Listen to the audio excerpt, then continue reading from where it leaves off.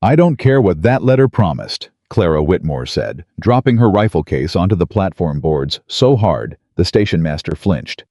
"I'm not here to be inspected like livestock at a county fair."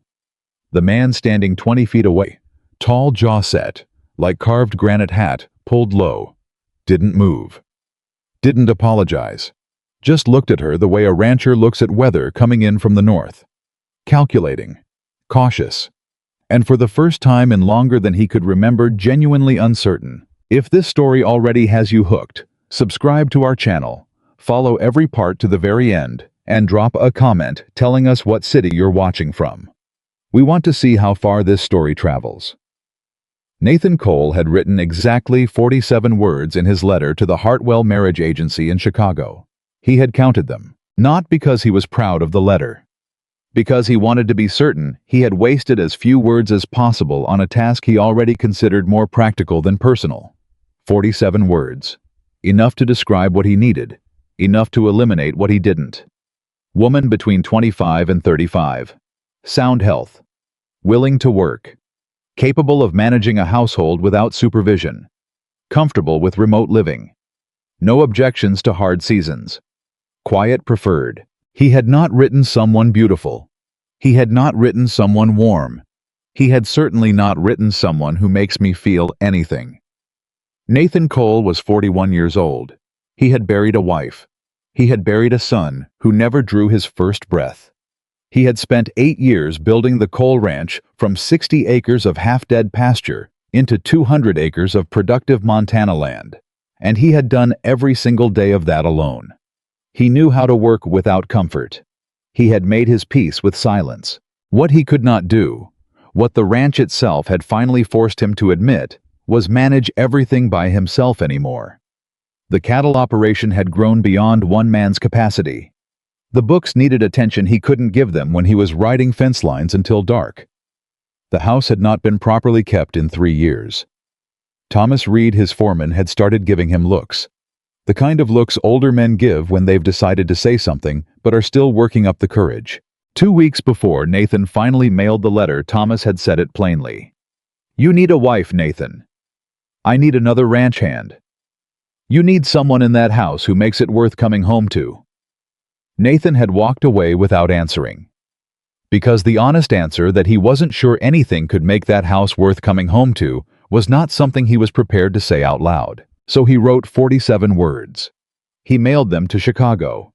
And 3 months later, he hitched the wagon and rode to the Millhaven station without any particular feeling about it, except the low practical expectation that a problem was about to be solved.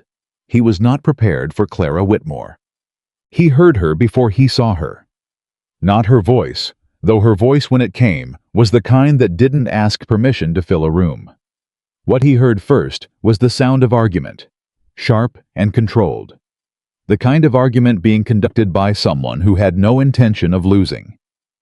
That trunk does not go under the other one. The weight distribution will crack the leather on the bottom. Set it beside. Yes, beside. Use your eyes. The station master's young assistant was red-faced and nodding frantically, repositioning a large trunk, while a woman in a dusty brown traveling dress stood over him with the calm authority of someone who had been giving correct instructions to people who initially resisted them her entire life. Nathan stopped walking. She was tall. Not remarkably so, but tall enough that she met most men at eye level rather than looking up at them, and she carried herself as though this had never once been a problem for her. Her dark hair was pinned up, but the journey had loosened it, and she hadn't bothered to fix it. She had other priorities. One of those priorities was apparently the structural integrity of her luggage. Another, Nathan realized, was the rifle case she had just set down, with a sound that made the station master step back. She turned. She found him immediately. Not because he was the only man standing there, there were others, but because she had clearly decided before the train even stopped that she would identify her situation quickly and assess it without sentiment. Her eyes moved over him once, efficient, unhurried. Then she said, "You're Nathan Cole." It wasn't a question. "I am," he said. "You look exactly like your letter." He had no idea what that meant. His letter had contained no description of himself. "Is that good?" he asked. Clara Whitmore picked up her rifle case. I haven't decided yet. The first 10 minutes of their acquaintance established several things with absolute clarity. Clara had questions. Not polite getting-to-know-you questions. Operational questions. The questions of someone who had arrived at a new position and needed to understand the scope of the work before she committed herself to the terms. How many head of cattle? Nathan blinked. Currently about 340. How many ranch hands? 6 full-time, 2 seasonal. Who manages the accounts? I do. She made a sound that was not quite skeptical, but was not far from it. How far is the nearest town? Millhaven is 18 miles. Bigger supply town is Carver Junction 34. Doctor in Millhaven. Dr. Price. He's been there 12 years. Good. She nodded once as though filing this away. How often do you repair the eastern fence line? Nathan stopped walking toward the wagon. He turned to look at her. How do you know the eastern fence line needs the most attention? Because you said you run cattle on 200 acres with only 6 permanent hands. That means you're understaffed for proper rotation, which means the eastern boundary, the one that borders open land, gets pushed the hardest and checked the least. She looked at him evenly. Am I wrong? He was quiet for exactly 3 seconds. No, he said. You're not wrong. Clara nodded again. Good. I don't like starting somewhere where I'm wrong about the basics. Nathan picked up one of her trunks. It was heavier than expected, and he adjusted his grip and carried it to the wagon without another word. Because he had, in the space of 10 minutes, discovered something his 47 carefully chosen words had not anticipated. The woman he had ordered was practical. The woman who had arrived was something else entirely. Something that didn't have a simple name. Something that looked at his ranch from 18 miles away and already understood its problems better than some men who had worked there for years. He wasn't sure yet whether that was going to be a relief or a disaster. The ride to the ranch took nearly 2 hours. For the first 20 minutes, neither of them spoke. This was not uncomfortable for Nathan, who had made a long peace with silence. But he was aware in a way he hadn't been aware of anything in some time of the person sitting beside him. The way she held herself straight despite the rough road. The way she watched the landscape with eyes that weren't admiring the scenery so much as reading it, cataloging it, filing it alongside everything else she had already decided to understand. Finally, she spoke. The letter the agency sent me described this as a working ranch requiring a capable partner for household management and domestic responsibilities. That's accurate, Nathan said. They didn't mention 200 acres. Is that a problem? Clara was quiet a moment. No, it's actually more interesting. She paused. They also use the word quiet in their description of your preferences. It's a preference, not a requirement. Because if it were a requirement, she said without particular emotion, we should probably turn this wagon around now and save each other some time. For the first time all day, Nathan almost smiled. Almost. How did you end up writing to the agency? He asked. It was the first personal question he had asked.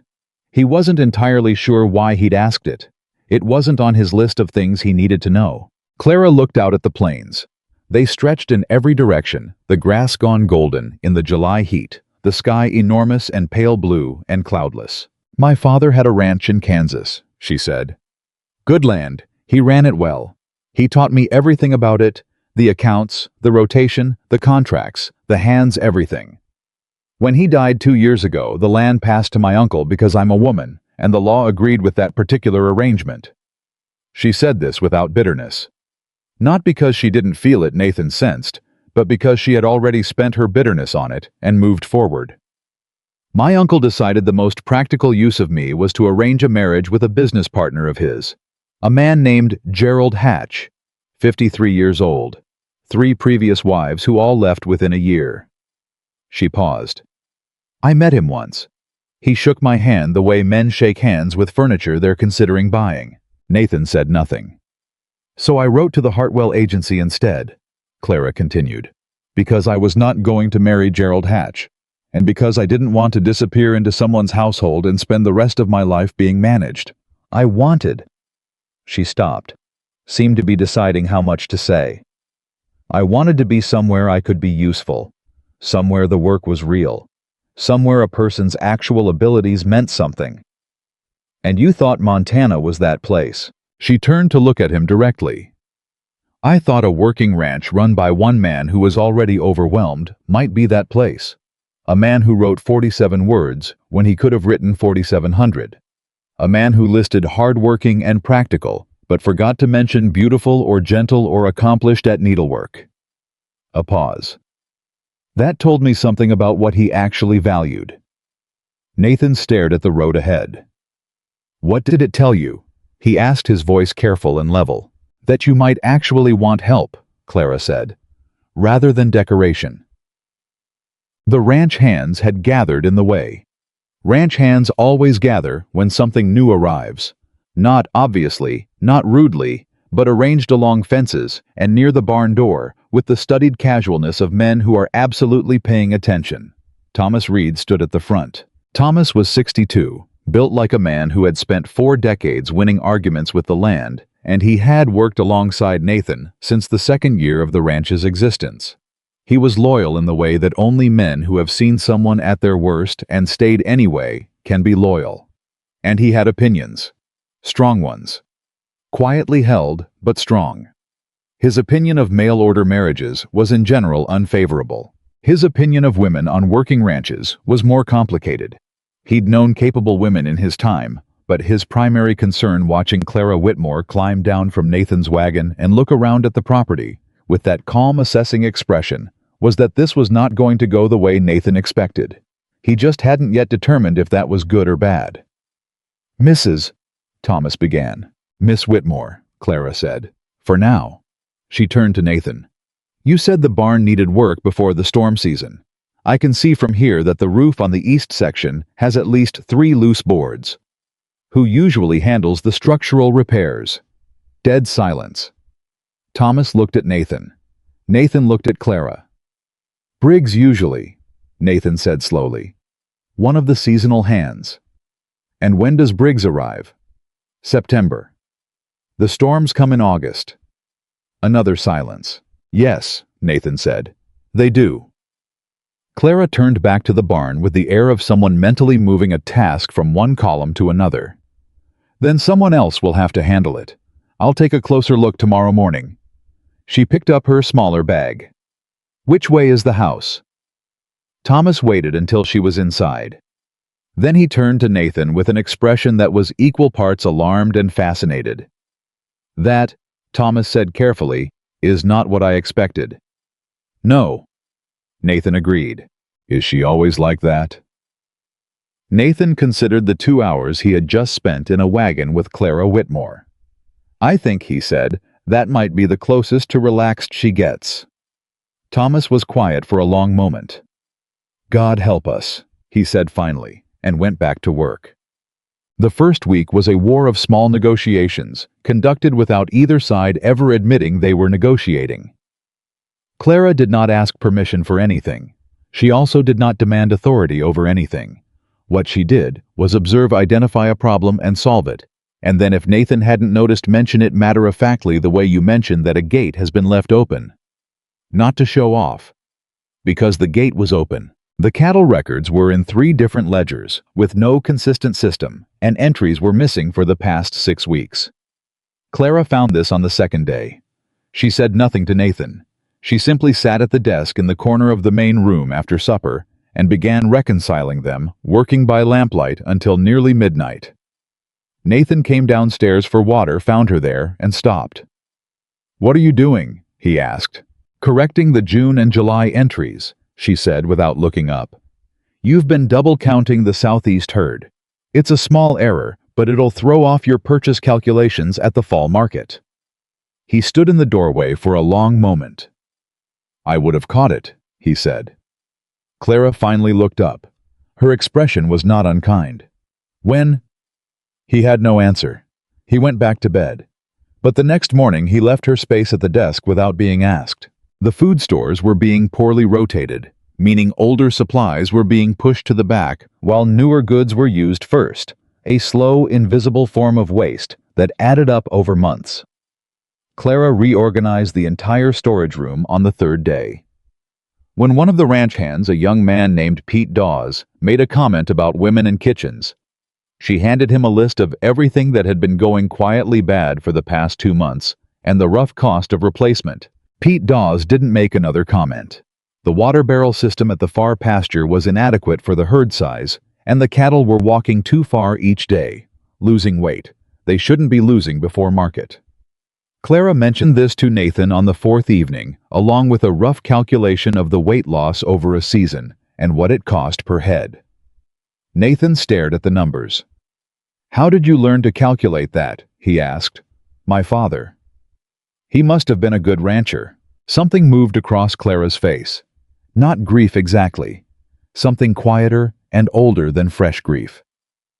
"He was the best rancher I ever knew," she said. "And he taught me everything because he loved me. And then he died, and everything he taught me became someone else's property." She stood up. "Good night, Mr. Cole." She left. Nathan sat at the table for a long time, looking at the numbers she'd written. He wasn't thinking about the cattle. He was thinking about what it must cost a person to carry that much knowledge and have spent years watching it go to waste. Mini Climax Day 6. On the sixth day, trouble came in the form of a man named Declan Marsh. Marsh ran a modest operation 12 miles north and had been Nathan's nearest neighbor for 7 years. He was not a bad man exactly, but he had fixed ideas about the way things worked, and one of those ideas was that the arrangement of the Cole Ranch had just become significantly more interesting. He rode in on a Wednesday afternoon, hat in hand, smiling in the careful way of a man who has prepared his smile in advance. "Heard you got yourself a wife, Nathan," Marsh said, accepting the water that Clara brought without looking at her properly. "Not yet," Nathan said. "Well." Marsh's eyes followed Clara as she turned back toward the house. "She's a fine-looking woman, tall, probably a handful." Marsh meant it as a compliment. He turned back to Nathan. "Listen, I rode over because I wanted to let you know Wallace was in Mill Haven last week, asking questions." Nathan's expression changed. Not dramatically, just tightened, the way a door tightens in its frame before a storm. "What kind of questions?" "About your water rights, specifically the creek that runs through your east quarter." Marsh's smile faded into something more genuine and more worried. "Edmund Wallace doesn't ask questions unless he already knows the answer he wants. You know that."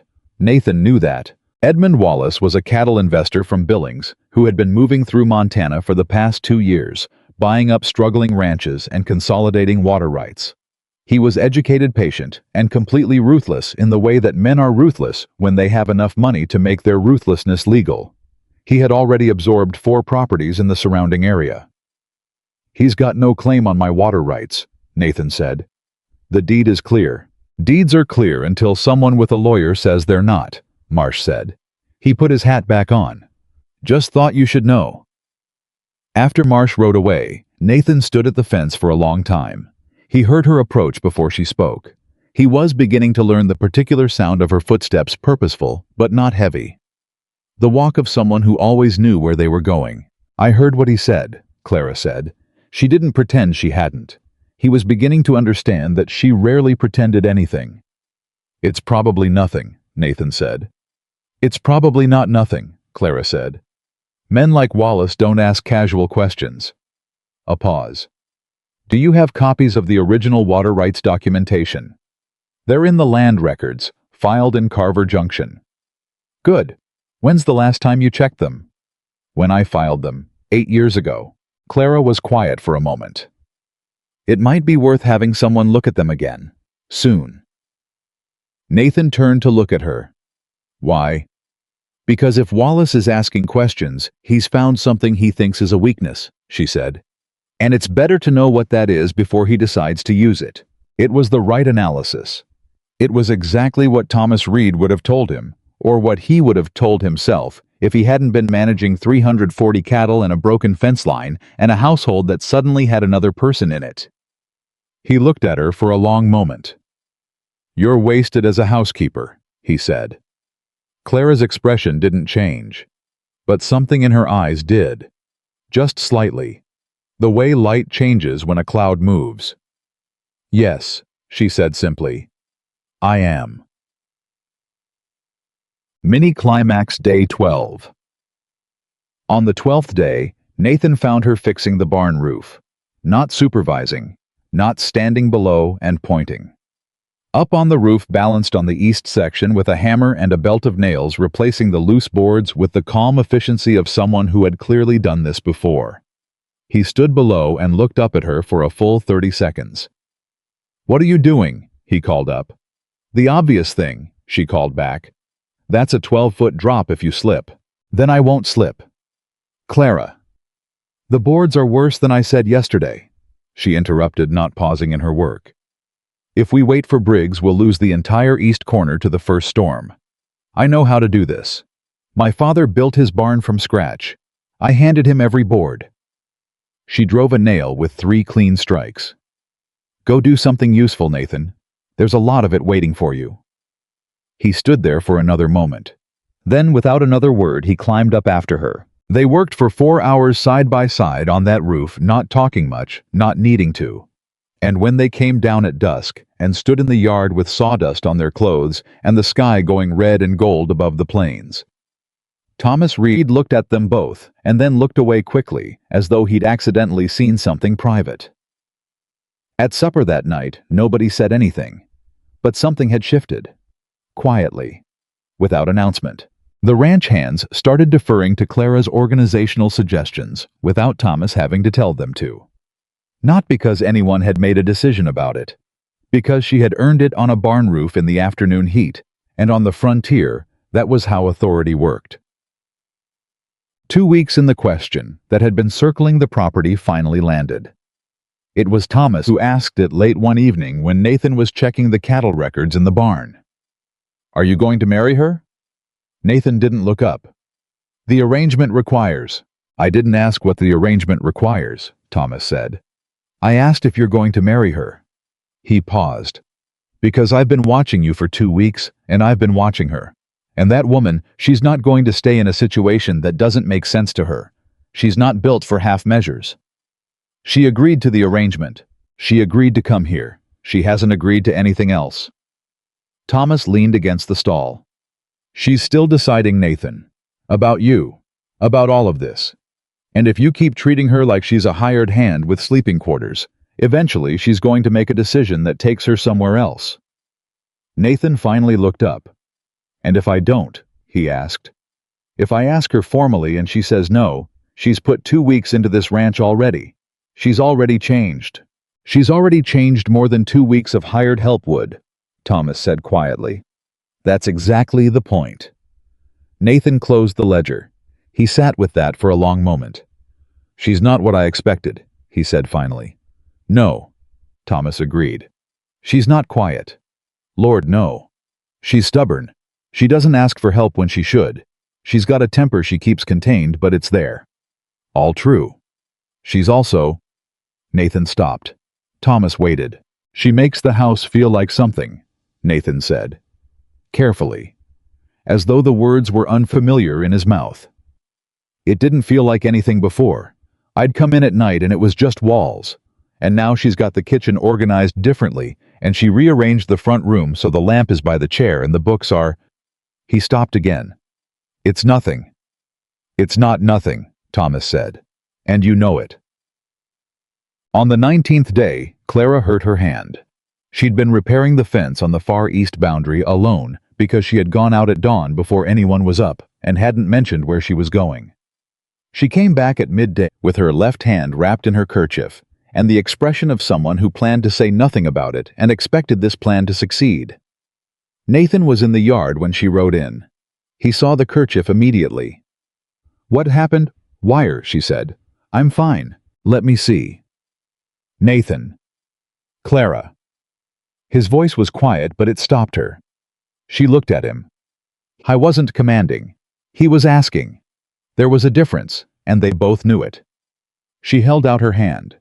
The cut was deep enough to need cleaning. Not dangerous, but painful, and it had been bleeding for longer than it should have because she'd kept working after it happened. He cleaned it without speaking. She sat on the fence rail and let him, which he understood was its own kind of statement. When he'd finished, he said, "Why didn't you wait for someone to go with you?" She was quiet for a moment. "Because every time I needed someone before," she said, "they used it against me. My uncle. Men who were supposed to be—" She stopped. Started again. "I learned early that needing help gives other people power, and I stopped letting people have power over me." "That's not the same as not needing help," Nathan said. She looked at him. "Those are two different things," he said carefully. "One is a fact about being human. The other is a decision about trust." He paused. "I'm not your uncle. I'm not Hatch. I'm not anyone who's used your weakness against you." A beat. "I don't want to." She held his gaze for a long time. "I know," she said at last, quietly, like a concession she hadn't planned to make. "Good," he said. He handed her back her hand. "Because I'd appreciate it if you'd stop going out to the far fence alone at dawn before anyone's awake. Not because I don't trust your abilities." He met her eyes. "Because that fence line is where Wallace's hired men were seen last week, and I am not willing to find you out there alone with them." Something moved across her face that she shut down quickly, but he'd seen it. "You were going to tell me about the hired men," he said. "Tonight," she said. "I was going to tell you tonight." "Tell me now." She did. It was worse than he'd let her think he knew. And as she laid it out, the pattern she'd noticed, the timing of the sightings relative to Wallace's movements, the things she suspected he was planning. Nathan realized two things simultaneously. One, this woman had not been sitting quietly in his house for 19 days. She had been watching, calculating, and building a picture of a threat he hadn't yet fully understood. Two, he had brought her here to manage his household. And she might be the most strategically intelligent person he had ever met. That night, for the first time, they sat together at the desk after supper, side by side, both looking at the same ledger, the same map, the same pattern. Not employer and employee, not the man and the woman he'd ordered. Something that didn't have a name yet, but was building itself quietly, the way real things always build themselves, not in declarations, but in the accumulated weight of shared work and honest conversation, and the particular intimacy of two people solving the same problem in the same room. Outside, Montana stretched enormous and indifferent in the summer dark. Inside the lamplight, something was beginning. Neither of them mentioned it. They didn't need to yet. They had a ranch to save first. The map was still on the desk when Nathan came downstairs the next morning. Clara had been there before him. He could tell by the coffee already brewed and the two additional notations on the edges of the map. Small, precise handwriting, marking the locations of the fence line sightings, and a question mark near the Eastern Creek boundary that hadn't been there the night before. She was outside. He could hear her talking to Pete Dawes in the yard. Something about the rotation schedule for the south pasture. Her voice was clear and direct, and completely unhurried, the way it always was when she had already decided on the correct answer, and was now simply waiting for everyone else to arrive at it. Nathan poured his coffee and stood at the window and listened. How was not? He told himself, listening because he wanted to. He was listening because he was trying to understand how the household had rearranged itself so completely in 3 weeks without anyone calling a meeting or issuing orders. It was a practical question, a management question. He was not entirely convinced by this explanation. Outside, Pete Dawes was nodding. He'd started nodding more around Clara, not the fast, uncomfortable nodding of a man trying to escape a conversation, but the slower, more considered nodding of someone taking notes mentally. Pete was 24 and not unintelligent, and he had recognized competence when it was sitting on a barn roof fixing boards he'd said would wait until September. Thomas came around the corner of the barn and stopped when he saw Nathan at the window. He didn't say anything. He didn't need to. His expression said it with complete efficiency. Nathan turned away from the window and drank his coffee. The map demanded his attention. Clara's question mark near the Eastern Creek was specific. She'd put it exactly at the point where the water rights deed described the boundary, the point that would matter most if someone was trying to argue a reinterpretation of the original survey. Nathan stared at it. His coffee went cold. She walked in 20 minutes later, pulling off her work gloves. She looked at him, looking at the map. She sat down across from him without being asked. "You saw where I marked it," she said. "The survey boundary." "The 1874 survey," she said, "which is the one your deed references. But there was a federal resurvey of the Montana water corridors in 1879. She paused. "I looked through your land files last night. You don't have a copy of the 1879 survey." Nathan set down his coffee cup. "Because my deed was filed in 1876, which means it references the older boundary markers." Clara leaned forward. "Nathan, if the 1879 resurvey moved the creek boundary even slightly, and Wallace's lawyer argues that your deed should be reconciled against the newer survey, you could lose the legal clarity on the water rights without losing the land itself." Nathan looked at her for a long moment. "That's a very specific kind of legal argument to know about." "My father fought one almost exactly like it," Clara said.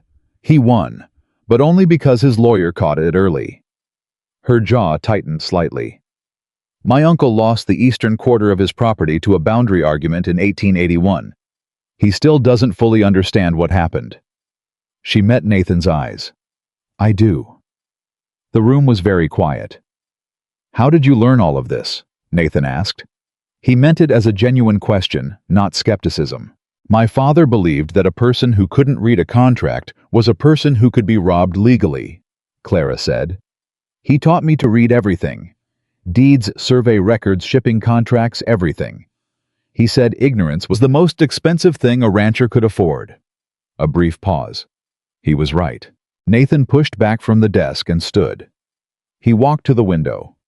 He was thinking she could tell by the particular quality of his silence, different from his default silence, which was simply the absence of unnecessary conversation. This was active, working. "We need the 1879 survey records from Carver Junction," he said. "Yes. And someone who can compare them against the original deed." "There's a land attorney in Billings," Clara said. "Martin Holt. He has a reputation for being honest, which in land law is not a given. My father used him once." Nathan turned back from the window. "You already looked into this." It wasn't an accusation, just an observation. Clara held his gaze. "I started looking into it 2 days ago," she said. "When I confirmed where Wallace's men had been seen. I didn't want to tell you until I had something useful to say." A beat. "I don't bring problems without at least part of an answer. It's a habit." Nathan looked at her for a moment that lasted slightly longer than a purely professional exchange required. "All right," he said. "I'll ride to Carver Junction this week." "We'll ride to Carver Junction," Clara said. He started to object. She raised one hand, not dramatically, just firmly. "I know what to look for in those records," she said. "You need me there. And before you say you can manage it alone, Nathan, I know you can. That's not what this is about." She stood. "This is about doing it correctly the first time, because we likely won't get a second chance." He wanted to argue. He could see the argument forming the familiar reflex of a man who had been self-sufficient for 8 years, and had built that self-sufficiency into something close to identity. But the argument didn't actually have merit, and they both knew it. "Fine," he said. "Thursday," she said. "Thursday," he agreed. She picked up her gloves and walked out. Nathan stood at the desk and looked at her question mark on the map for a long time. Then he went to find Thomas. "She's coming with me to Carver Junction Thursday," Nathan said.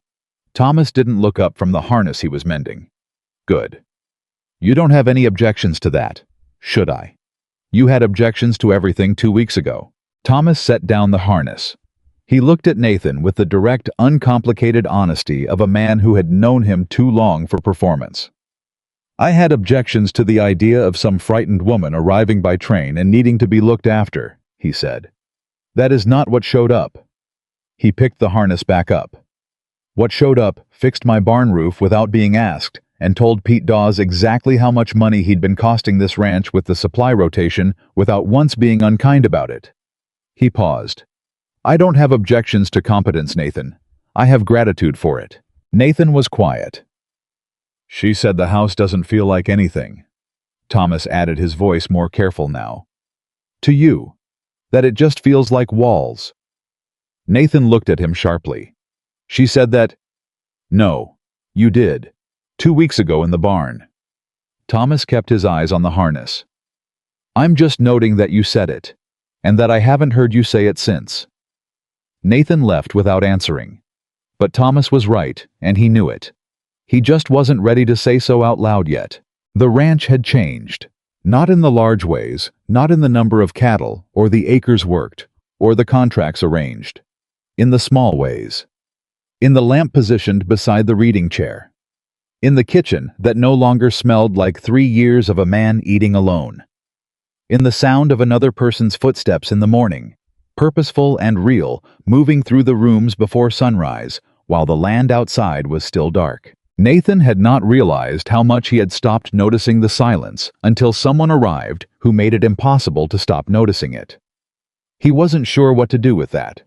So he did what he had always done with things he wasn't ready to confront. He worked. The days that followed had a different rhythm than the weeks before Clara. The ranch hands had settled into a new operating pattern without a formal announcement. Clara managed the supply accounts and the record-keeping and the organizational structure of the house and yard, and nobody had voted on this. It had simply happened the way things happen when one person clearly knows what they're doing, and everyone around them quietly decides to stop pretending otherwise. But Declan Marsh came back on a Tuesday with a different energy than his first visit, and this time he didn't come alone. He brought Gerald Tully, the owner of the dry goods store in Mill Haven, and a man none of them recognized, a younger man with city clothes and a careful smile, and eyes that were doing the same kind of quiet assessment that Clara's eyes did, except where hers was gathering information in order to help, his was gathering it for a different purpose. Clara saw him first. She was in the yard when they rode up, and she stood very still for a moment in the particular way she stood when she was deciding something rapidly. Nathan came out from the barn. Nathan, Marsh said too cheerfully. Thought I'd bring a couple of friends by. Gerald, you know. And this is Mr. Prescott. He's an associate of Mr. Wallace's passing through the area. The name landed like a stone in a still pond. Prescott dismounted with the smooth confidence of a man accustomed to being received. He held out his hand to Nathan. Mr. Cole, I've heard a great deal about your operation. Impressive land by all accounts. It gets by, Nathan said. He shook the hand because refusing would have been an opening, and he wasn't ready to open anything yet. Prescott's eyes moved to Clara. He smiled with precise politeness. Mrs. Cole. Miss Whitmore, Clara said. Her voice was completely level. Prescott absorbed this without visible reaction. Mr. Wallace sends his regards, he said to Nathan.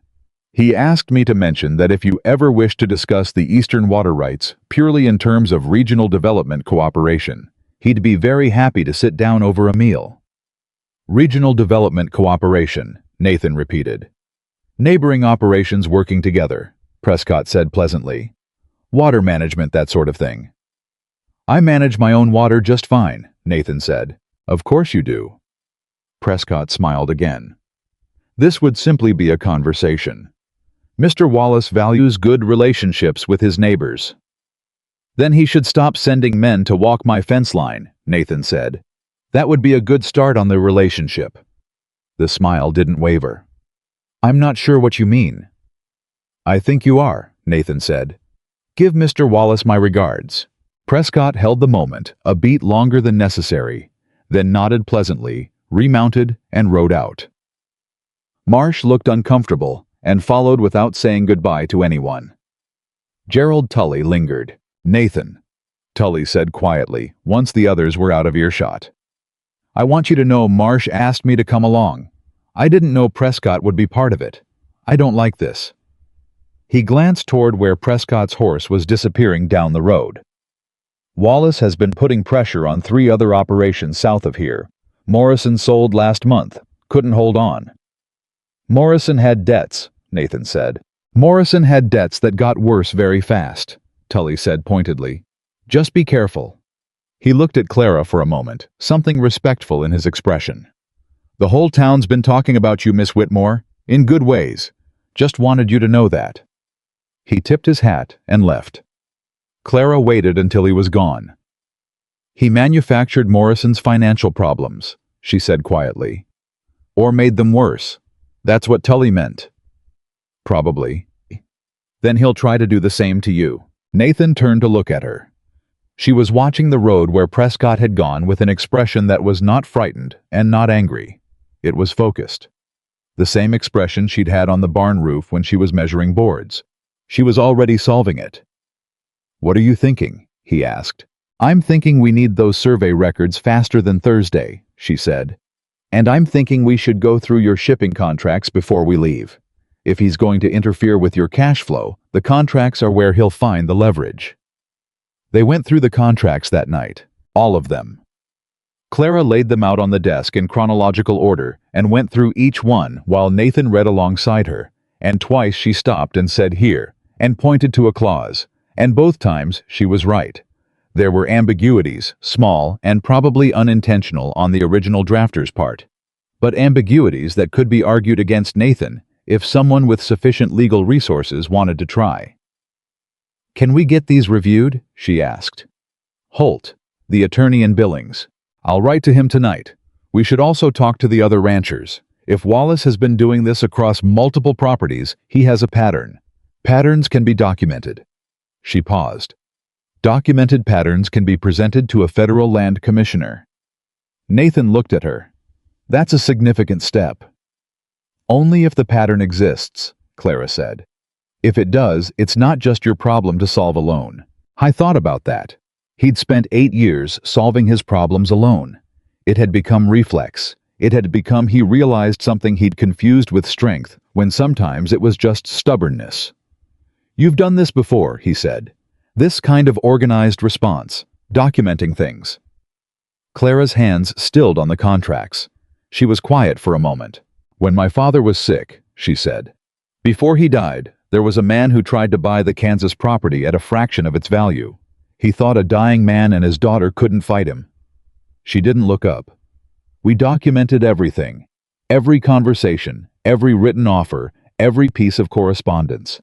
We took it to the Land Commission." The man backed down. A pause. "My father lived to see it. Barely. But he did." She finally looked up. "And then he died, and my uncle inherited the land and sold it 6 months later for twice what the first man had offered." She said this without particular bitterness, with something colder and more permanent than bitterness. "So I know how the documentation works, and I know how much it matters to do it correctly." Nathan said nothing for a long moment. "I'm sorry," he said finally. "Not as a formula, as a genuine thing." Clara looked at him with an expression that was briefly unexpectedly unguarded. Then she nodded once and looked back at the contracts. "Let's finish these," she said. They worked until midnight. The lamp burned low, and Nathan refilled it twice, and Clara wrote 4 letters to Holt, the attorney, to the Land Commission office in Helena, to 2 other ranchers she'd identified from the shipping records as likely targets, and a careful, precise summary of everything they knew about Wallace's movements and methods. When she sealed the last letter, Nathan said, "That's 4 years of legal training in 4 hours." "That's my father's voice in my head," Clara said simply. She stood rolling her neck, and Nathan watched her without meaning to. The exhaustion in her shoulders that she carried without complaint. The way she kept her expression controlled, even at the end of a 14-hour day. "He used to say the frontier would take everything from you if you let it. Land, money, dignity. The only protection was knowing more than the people trying to take it." "He sounds like someone I would have liked," Nathan said. Clara paused. Then she smiled, a real one, not the controlled professional expression she gave the ranch hands, but something quieter and more genuine. It changed her face in a way he wasn't entirely prepared for. "He would have liked you too," she said. "Eventually. He always took his time about people." She took the letters and went upstairs. Nathan sat at the desk for a long time after. I was thinking about the way she'd said eventually. The particular implication of it. That he was someone worth taking time over. He was thinking about a woman who had watched everything her father taught her be taken away by men with legal language and family claims, and who had responded to this, not by becoming bitter or careful or small, but by learning every weapon they had used against her, and carrying those weapons herself for the next time, for the time after that. I was thinking about the smile. The real one. He told himself he was thinking about it for no particular reason. He was not entirely convincing. The next morning, Wednesday, the day before Carver Junction, things went wrong faster than anyone expected. It started with Pete Dawes riding in from the eastern pasture at a pace that told Nathan immediately that it wasn't good news. Pete pulled up in the yard with his horse breathing hard, and his face set in the controlled worry of a young man trying to look calmer than he felt. "Mr. Cole, the southeast cattle. About 60 head they've pushed through the fence. The wire's cut." "Pushed through or cut," Pete said. "Clean cuts, not a break. Not old wire giving out. Cut." Nathan was already moving for his horse. Clara came out of the house and heard the last two words. She looked at Nathan. "Wallace," she said. "We don't know that." "Nathan." Her voice was even and certain. "Scattered cattle the day before we ride to get the survey records. We know that." He looked at her for half a second, jaw tight, then called to Thomas. "Get every man saddled, now." The next 4 hours were the controlled chaos of cattle work, finding 60 scattered head across rough country, turning them, moving them back, counting to make sure nothing had been lost or injured, finding and temporarily repairing the 3 points where the wire had been cleanly cut. Nathan worked with his hands and his horse, and the particular focused fury of a man who knows he is being pushed and has not yet decided how to push back. Clara stayed at the ranch. Not because she couldn't ride, he knew perfectly well she could ride, but because she had looked at the situation in the 4 seconds after Pete's news and made a calculation, and the calculation said, if they sent every man out to chase cattle, the ranch itself was unguarded. Thomas found her 2 hours in standing at the entrance to the yard, watching the road. "You stayed back," he said. "Someone had to," she said. "Smart." He paused. "You're not what I expected." Clara glanced at him. "I know." "I want to apologize for the first week," Thomas said. His voice was rough in the way of a man who doesn't apologize easily and is doing it anyway because it's the right thing. I had notions about how things should be arranged.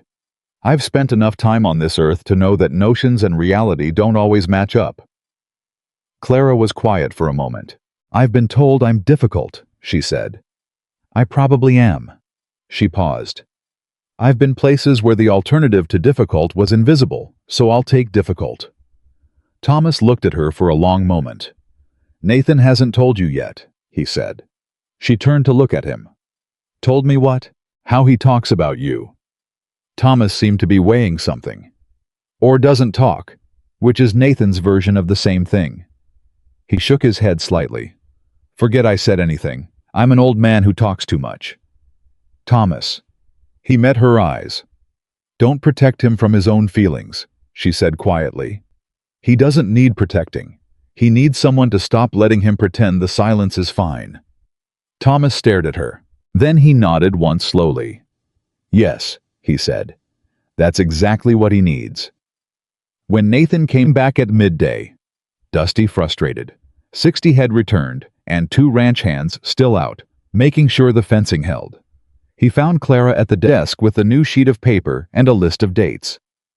"What is that?" he asked. "The cuts in the wire were made sometime between 2 in the morning and dawn," she said. "That means men on your property in the dark, which means they know the patrol patterns." She looked up. "Someone is giving them information." Nathan went very still. "Who?" he asked carefully. "I don't know yet. But they knew where the southeast herd was grazing. They knew the wire would be weakest at the 3 points they cut, and they timed it for the night before our trip." She held his gaze. "It's not Tully. I watched him yesterday. His reaction was genuine. Marsh is possible but not probable. He doesn't have enough access." A pause. "It's someone with more information than a neighbor should have." The silence stretched. "You're saying it might be someone here," Nathan said. "I'm saying we need to consider it," she said. "Not accuse. Consider." She put down her pen. "I know that's hard. These are your men. I've worked with some of them for years. I know. Her voice was careful and honest. "I'm not saying it's any one of them. I'm saying Wallace has money, and he uses it, and we need to think about who might have had access and opportunity." She paused. "Can you think of anyone who's had a harder time lately? Financial trouble, family pressure?" Nathan stared at the wall. He was thinking. Clara waited. "The new hand," he said slowly. "Briggs's replacement, Cotter, started about 6 weeks ago. Before Prescott started showing up. About 2 weeks before." Clara said nothing. Just let the timeline sit in the air between them. "I might be wrong," she said. "You might be," Nathan agreed. He didn't sound like he thought she was wrong. He sounded like a man who had just been handed information he didn't want and was doing the difficult work of accepting it anyway. They watched Cotter carefully over the next 2 days. They didn't move against him. They let him work. But Nathan quietly rerouted information, the departure time for Carver Junction, the specific documents they were retrieving, so that anything Cotter heard was incomplete or slightly wrong. On Thursday morning, they rode to Carver Junction. And the road they took was not the road Nathan had mentioned within Cotter's earshot. It was a precaution Clara had suggested the night before quietly, while Nathan was reading the fire down before bed. He'd looked at her across the room and said, "You think like someone who's been in danger before." Clara had looked back at him steadily. "I think like someone who learned that hoping for the best and planning for the worst are not mutually exclusive." He'd nodded, gone to bed. Lay awake for a while, thinking about a woman who had spent years learning to protect herself in a world that had given her reason to need to.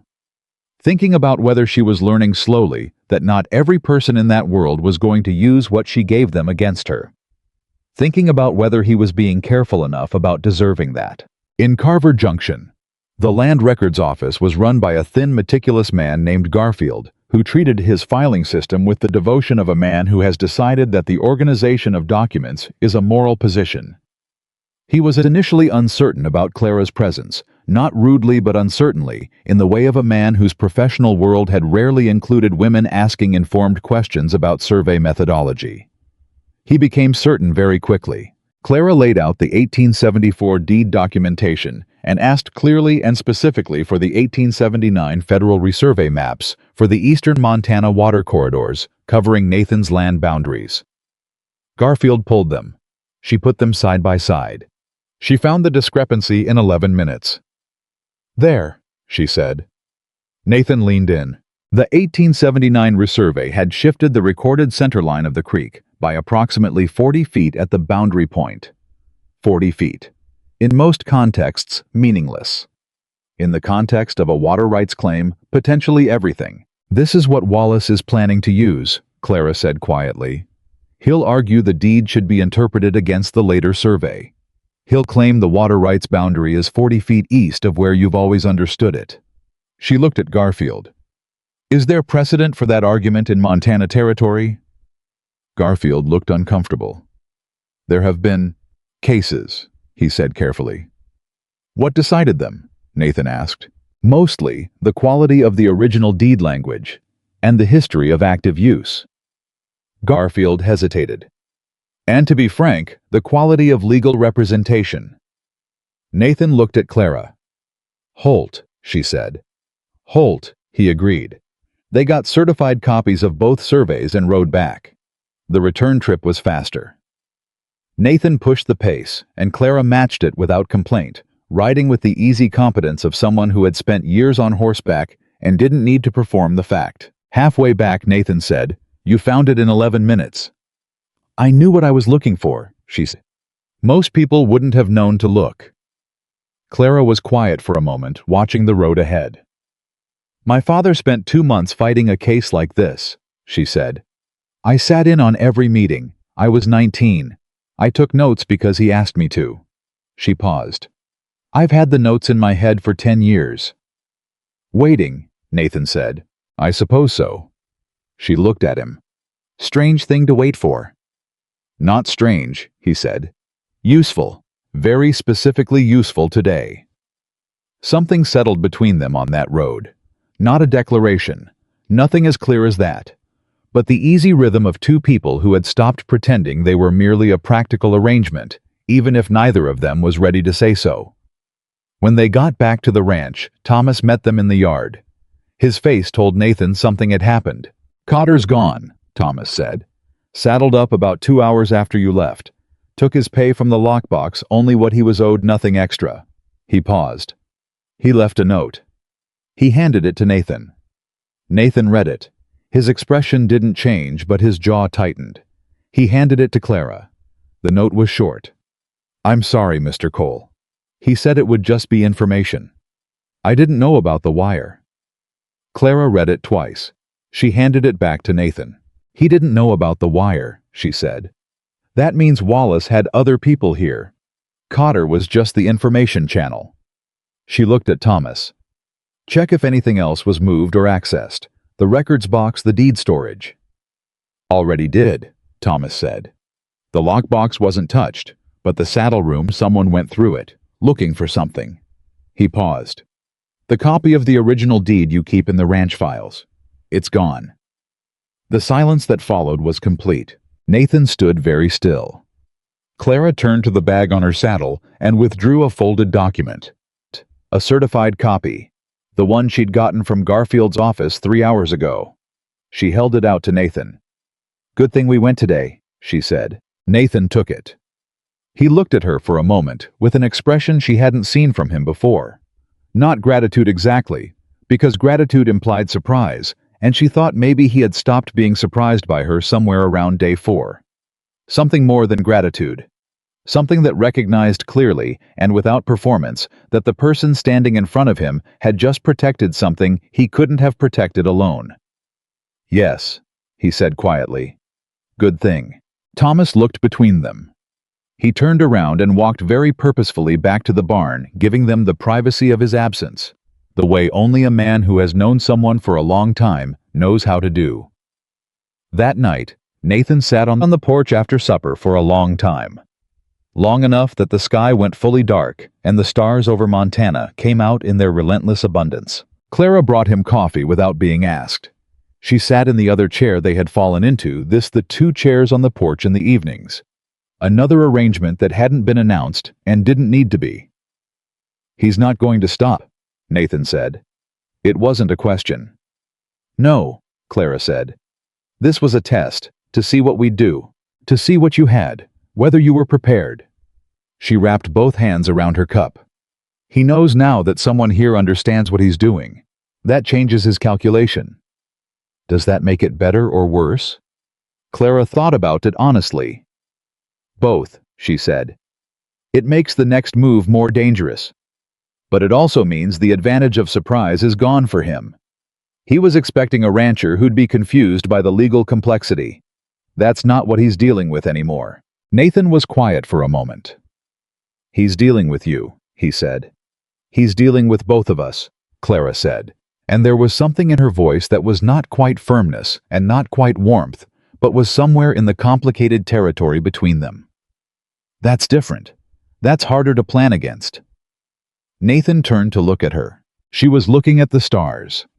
Her profile in the dark was steady and clear, the way her whole presence was steady and clear, not untroubled, but undeterred.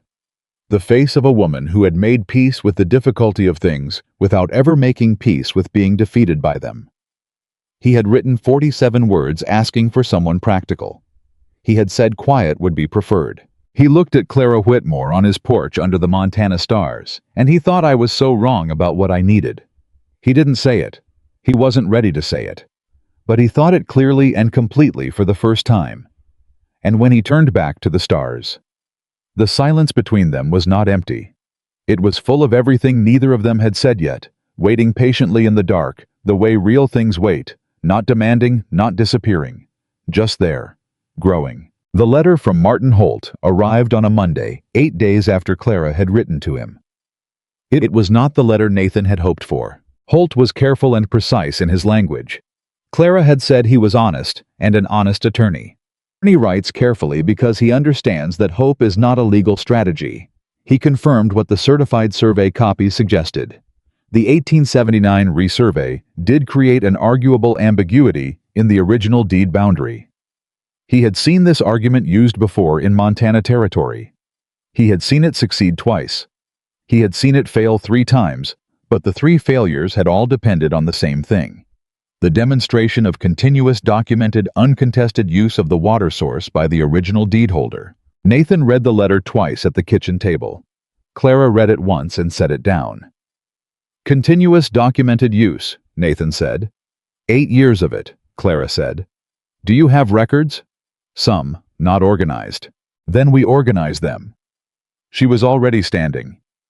Every bill of sale, every shipping contract that references the water source, every note you've made about herd watering, anything that places your cattle at that creek on your land, using that water with dates. How far back can you go? I kept records from the beginning. They're in boxes, Clara. 3 years of boxes in the back room. She looked at him steadily. Good. That's what we need. He looked back at her. He thought about the 4 hours they had spent on contracts. He thought about the 11 minutes it had taken her in Garfield's office. He thought about the note Cotter had left and the certified copy she'd already had in her bag. This is going to take weeks, he said. Probably. She moved toward the back room. Then we start today. They started today. The back room held 3 years of Nathan's record keeping, which was better than nothing and worse than organized. It was the record keeping of a man who understood the importance of documentation, but had been too busy doing the actual work to create a proper system for the documentation of it. Clara stood in the doorway for a moment, taking the measure of the situation. Then she turned to Nathan. I need a table in here, and 2 chairs, and every lamp the house has. By noon the back room had become something else entirely. Clara built a timeline on a long piece of butcher paper she found in the kitchen, 5 feet of Montana ranch history, laid out in Clara's precise handwriting with every date and every document finding its place in the sequence. Nathan found records he'd forgotten he had. Receipts from the creek-fed irrigation that went back to his first summer. A note from the previous owner, the man from whom he'd bought the land in 1876, confirming active use of the eastern water source. A shipping contract from 1878 that specified head count and referenced the creek by name. Each one went onto the timeline. Thomas came in at midday, looked at what they had built, and stood quietly for a moment. What do you need? He said. Your memory, Clara said without looking up. Specifically, when were there disputes, even small ones, with anyone about the water? Who else has ever drawn from that creek? Has anyone ever questioned the boundary? Thomas sat down and talked for 40 minutes. Clara wrote everything. Nathan listened and occasionally added details Thomas had forgotten or framed slightly wrong. The 3 of them built the history of that water source, the way witnesses build testimony from different vantage points converging on the same truth. When Thomas left, Nathan looked at what they had assembled. We might actually have this, he said. We have most of it, Clara said carefully. What we don't have yet is what Wallace actually plans to file, whether he's going to the territorial court or trying for a federal land commission hearing. She paused. Those are 2 different fights. How do you know there's a difference? Because one of them is in Billings and one of them is in Helena, she said. And the standard of documentation required is different, and the timeline is different, and the people who decide it are different. She looked at him directly. I wrote to both offices. I'm waiting on responses. Nathan put down the receipt he was holding. He looked at her across the table, across the 5 feet of butcher paper and 8 years of documented history and 40 minutes of Thomas's memory, and said, When do you sleep? Clara's mouth curved slightly. Adequately. That's not an answer. It's an adequate answer. She picked up another document. When's the last time you slept well? Nathan considered this. Before the letter from Hatch's office came. About 10 days ago. Then we're even, she said. She handed him a receipt from 1880. File this in the water use column. He took the receipt. He filed it. He didn't say anything else about sleeping. But that night, for the first time in 10 days, he did. I wasn't sure why. He had more problems now than he'd had a month ago. The threat was clearer and more real. The legal battle that Holt's letter described was not simple or cheap or fast. Everything was more complicated than it had been when Clara Whitmore stepped off a train with a rifle case and an opinion about trunk weight distribution. But he slept. He thought in the last moments before he did that, it might be because the back room had a timeline on it now. Because the thing that had been shapeless and threatening had been given a shape. Because someone who knew what she was looking at had looked at it and said, "We have most of it," rather than "This is impossible." Someone who had been through worse and kept going. He slept. The letter from the Federal Land Commission office arrived 2 days later. Clara opened it, read it, and walked outside to find Nathan at the fence line. He looked at her face and knew it wasn't good before she said a word. "He's already filed," she said. "Not territorial court, federal. He filed a petition 3 weeks ago arguing that the 1879 resurvey creates a material ambiguity in your deed boundary and requesting a federal hearing to resolve the water rights claim. 3 weeks ago." Before Prescott had ridden in with his polite smile and his offer of regional development cooperation. Before the wire had been cut. Before Cotter had disappeared. "He filed while he was still pretending to be neighborly," Nathan said. "He filed before he made any contact with you at all," Clara said. "Everything since then has been theater. He was never asking. He was informing you in the most indirect way possible that a process had already started." Nathan stood very still. The thing about Edmund Wallace. The thing Clara had been building toward understanding since the first night they had sat together at that desk was that he was not a man who made mistakes of timing. He was patient and systematic, and always several steps ahead of the people he was moving against. That was how he had taken Morrison's land. That was how he had absorbed the other 4 properties. He never attacked directly. He constructed a situation in which the other person's only options were all ones he had already anticipated. 3 weeks, Nathan said. "The hearing is scheduled in Helena," Clara said. 8 weeks from now. 8 weeks, not 8 months, not a year. 8 weeks to build and deliver a legal case before a federal land commissioner against a man with significantly more money and a head start of 3 weeks on the documentation. Nathan turned away from the fence and looked at the ranch, the barn, the yard, the house, the eastern pasture beyond. 200 acres, 8 years of work. The creek running along the far boundary water he had used every single day since he'd first broken ground on this land. "Tell me what we need," he said. Clara was already thinking. He could tell the quality of her silence when she was working through something was different from every other kind, more interior, faster. "We need Holt retained immediately," she said. "He needs the full documentation package we've been building plus certified copies of everything from Garfield's office. We need sworn statements from Thomas and anyone else with first-hand knowledge of continuous use. We need to contact the other ranchers Wallace has targeted. If even one of them will testify to a pattern of behavior, it changes the nature of the hearing from a boundary dispute to a documented predatory practice." She paused. "And we need to talk to Gerald Tully." "Tully. He knows things. He's watched Wallace operate from the Millhaven end for 2 years. He's been careful about what he says because he's worried, but he said the word manufactured when he was talking about Morrison's debts. If he'll say that on paper, if he can point to anything specific." "He could be putting himself at risk," Nathan said. "Yes," Clara said. "He could." She met his eyes. "People have to decide for themselves how much risk they're willing to carry. We can't decide that for him, but we can ask." Nathan nodded slowly. "I'll ride to Millhaven tomorrow." "We'll ride to Millhaven tomorrow," Clara said. He didn't argue. But what happened the next morning made Millhaven wait. Nathan came down at 6 to find Clara already at the desk, and Thomas standing in the doorway with his hat in his hands, and an expression Nathan had not seen on him since the winter of 1879, when the temperature had dropped 40 degrees in 12 hours, and they had lost 11 head and nearly lost Pete's older brother to frostbite. It was the expression of a man who had just received very bad news and was trying to figure out how to say it. "What happened?" Nathan said. "Ryder came in an hour ago," Thomas said. "From Declan Marsh's place." He paused. "Marsh sold Nathan, last night. Signed the papers in Billings. Wallace's man was apparently there waiting with a contract already drafted." The room went quiet. Clara set down her pen. "Marsh knew about the federal filing," she said. not a question. The writer said Marsh got a letter last week, Thomas said. He didn't tell Nathan. He didn't tell anyone. He looked at Nathan. He said, "And this is the writer's words, not mine," he said. Marsh told him that he didn't want to fight a federal hearing, and he didn't see why he should go down with the ship when the ship was already sinking.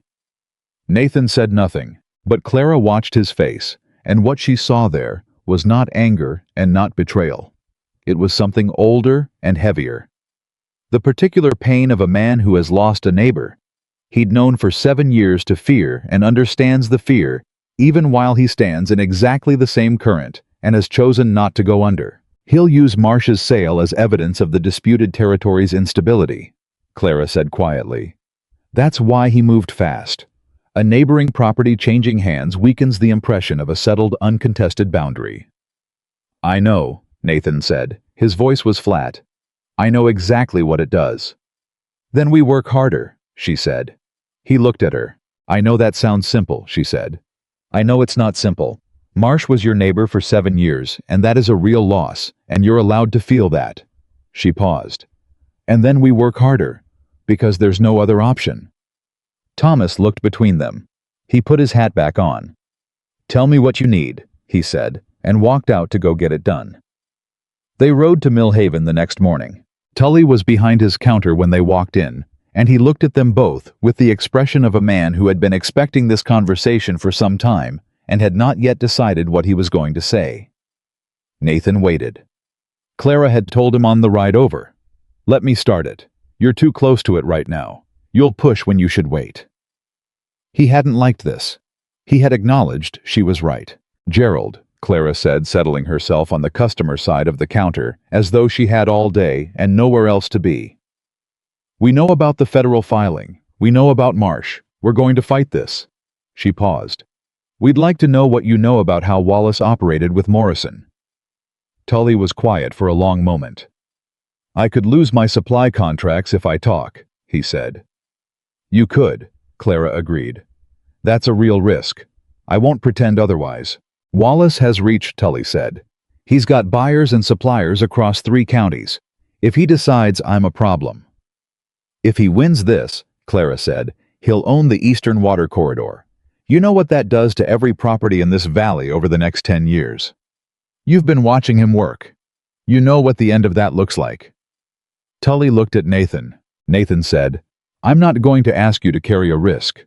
I'm not willing to carry myself. Whatever you tell us, I'll stand in front of it. Whatever happens, you didn't act alone."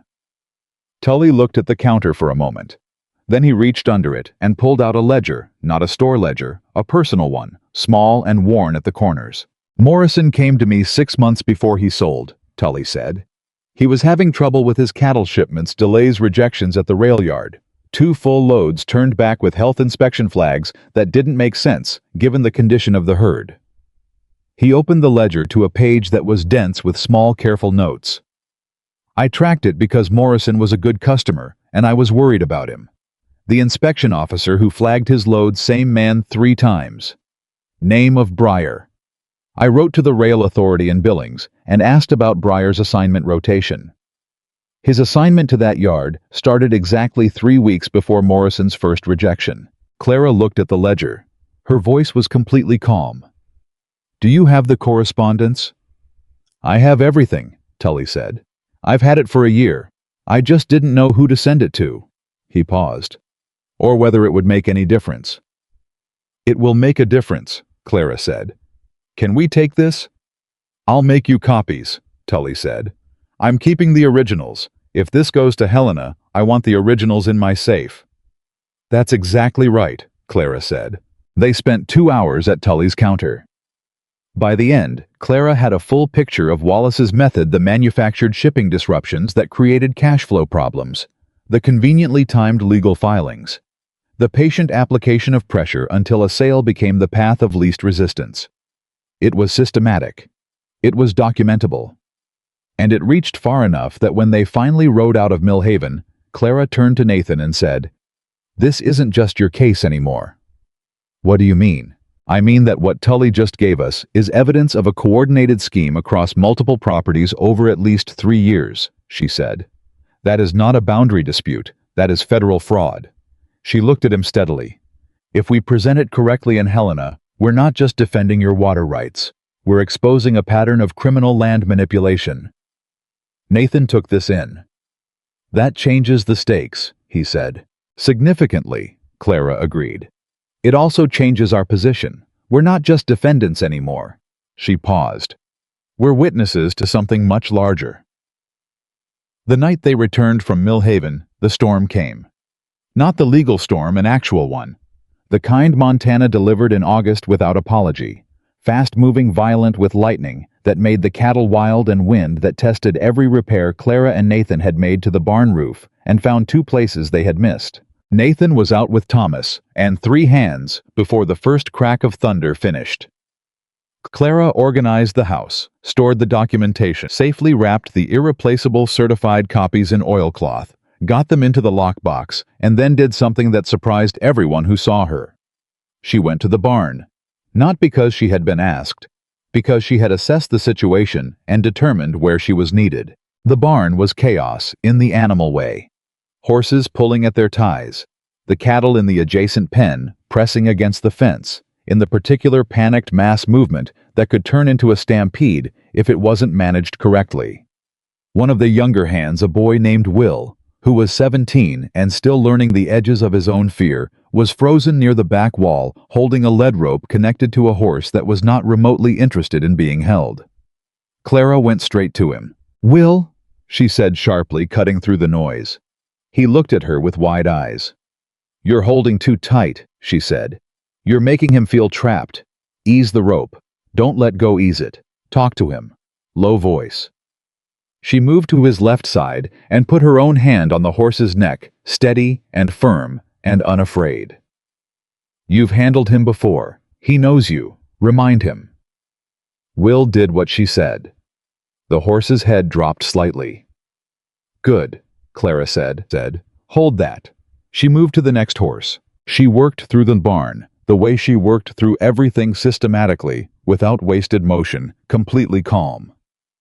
In the way that is only possible when fear has been recognized and set aside, rather than pretended away. By the time Nathan came back in from the cattle pen soaked through exhausted counting heads, the barn was controlled. Every horse was settled. Will was standing straight. Nathan stood in the barn doorway and looked at what he was seeing. Clara was talking to Thomas near the back, reviewing the supply crates that had been moved out of the rain. Her hair was completely undone now, the pins long since gone, and she hadn't noticed or hadn't cared. She was gesturing at a split in one of the crate boards, explaining something to Thomas, and Thomas was listening the way he listened to Nathan, with the full attention of a man who has decided the other person usually knows what they're talking about. Something happened in Nathan's chest. He couldn't have named it accurately in that moment. He could only feel it, something shifting that had been shifting for weeks, finally completing its movement, settling into a new position that felt against all expectation, more stable than anything that had been there before. He crossed the barn. Clara turned when she heard him coming. "Cattle," she said. "All present," he said. "How's the barn?" "2 places on the roof we missed," she said. "There'll be water damage in the northeast corner. We'll need to address it properly before the next storm." She paused, looking at him. "You're soaked." "It's raining," he said. "I noticed." She pulled a work blanket off a nearby hook and held it out without making a ceremony of it. He took it. He held her gaze for a moment. "You organized everything before you came out here," he said. "The documentation, the lockbox." "Of course. You could have stayed inside." "Will needed someone," she said simply. "And the barn needed managing." She turned back to Thomas. "The northeast corner." "Clara," Nathan said. She turned back. I didn't have the words assembled. He'd never been particularly good at words. That was part of why the letter to the agency had been 47 of them, and no more. But she was looking at him with those level, patient eyes, and the barn smelled like rain and horses, and Thomas had quietly found something important to do at the far end of the space. "I want you to stay," Nathan said. "Not as part of the arrangement, not as an operational statement, as a real thing said plainly by a man who had spent 8 years not saying real things plainly." Clara was very still. "The arrangement," she started. "I'm not talking about the arrangement," he said. "I'm talking about what I actually want, which is—" He stopped. Started again. "This place is different because of you. I'm different because of you. I didn't know I needed someone who would argue with me and fix my roof and find the flaw in a legal document in 11 minutes. I didn't know that was what was missing." He paused. But it was. The storm moved overhead. The barn creaked. Clara looked at him for a long moment, and then quietly she said, "I don't do things halfway, Nathan. If I stay, I stay. That means this is my ranch as much as yours. My fight as much as yours. My decisions carry weight equal to yours." "Yes," he said, without hesitation. "And I'll still be difficult," she said. "I don't get less stubborn. I don't get quieter." "I know," he said. He almost smiled. "I stopped wanting quiet about 3 weeks ago." Something moved across her face. The real smile, the one he'd seen once before. The one that changed everything. "Then I'll stay," she said. She said it simply, like a decision she had made without drama and intended to keep without drama. The way she made all her decisions. Thomas appeared from the far end of the barn with the timing of a man who had been listening for the conversation to end. "Storm's letting up," he announced to no one in particular. "Good." Clara set her voice back to its usual steady register. "We'll start on the northeast corner at first light." Thomas caught Nathan's eye across the barn. He said nothing. But he nodded once slowly, with the complete satisfaction of a man who has been right about something important, and has the grace not to make a speech about it. The storm passed by midnight. But 3 days later, something happened that changed everything they thought they understood about Wallace's plan. Nathan rode into Millhaven for supplies on a Thursday morning alone, a quick trip, Clara staying back to finish organizing the documentation package for Holt. He was at Tully's counter when he overheard 2 men talking at the far end of the store. Ranchers from south of the valley, whose names he knew but didn't know well. He wasn't trying to listen, but the name Wallace carried. He stayed still. What he heard in those 4 minutes rearranged everything. Wallace wasn't just after the water rights. The water rights were the legal mechanism, the entry point. What he actually wanted was the whole eastern corridor, a connected stretch of land and water that, if assembled under single ownership, would give one operator effective control over the primary water access for a dozen surrounding properties. Not just Nathan's, all of them. The federal filing was not the end of Wallace's plan. It was the beginning. Nathan rode back to the ranch at full speed. He came through the door, and Clara looked up from the desk. Immediately, she could read his pace before he said a word. "What happened?" she said. He told her. She listened without interrupting. When he finished, she was quiet for exactly 5 seconds. "The other ranchers," she said. "The ones I wrote to. Have any of them responded?" "2 letters came yesterday," Nathan said. "I left them on the desk." She found them. Read them. Her expression as she read was controlled and focused, and behind it, Nathan could see the rapid movement of a mind assembling a picture. "Henderson and Briggs, the properties south of us," she said. "Henderson says he received a letter from Wallace's attorney 2 weeks ago about a, quote, cooperative water management agreement, unquote. He didn't know what to make of it. Briggs says a man came by offering to purchase the property at what sounded like a fair price, and he's considering it." She set the letters down. "Briggs is about to be Morrison." "We need to talk to him," Nathan said. "Today," Clara said. She was already standing. "And Henderson. We need them both to understand what they're actually looking at." She paused. "And Nathan, we need all of them together. Not separate letters, not individual conversations. All of them in the same room seeing the same picture." "That's a meeting," Nathan said. "That's a coalition," Clara said. "Wallace is winning because he's isolating everyone. Marsh sold because he thought he was alone. Morrison sold because he thought he was alone." Her voice was steady and certain. "Nobody fights well alone. We know that." Nathan looked at her. They both knew they weren't just talking about the ranchers. "When?" he said. "This weekend," she said. We have 5 weeks until the Helena hearing. If we're going to do this the right way, if we're going to walk into that federal hearing with more than just our own documentation, we need everyone who's been targeted to stand up together." She held his gaze. "Can you get them here?" Nathan thought about the ranchers he knew, the ones who had been quietly afraid, the ones who had been watching Marsh's sale with their own fear rising. He thought about what Clara had said in Mill Haven. "Nobody fights well alone." "Yes," he said. "I can get them here." "Then I'll prepare the presentation," she said.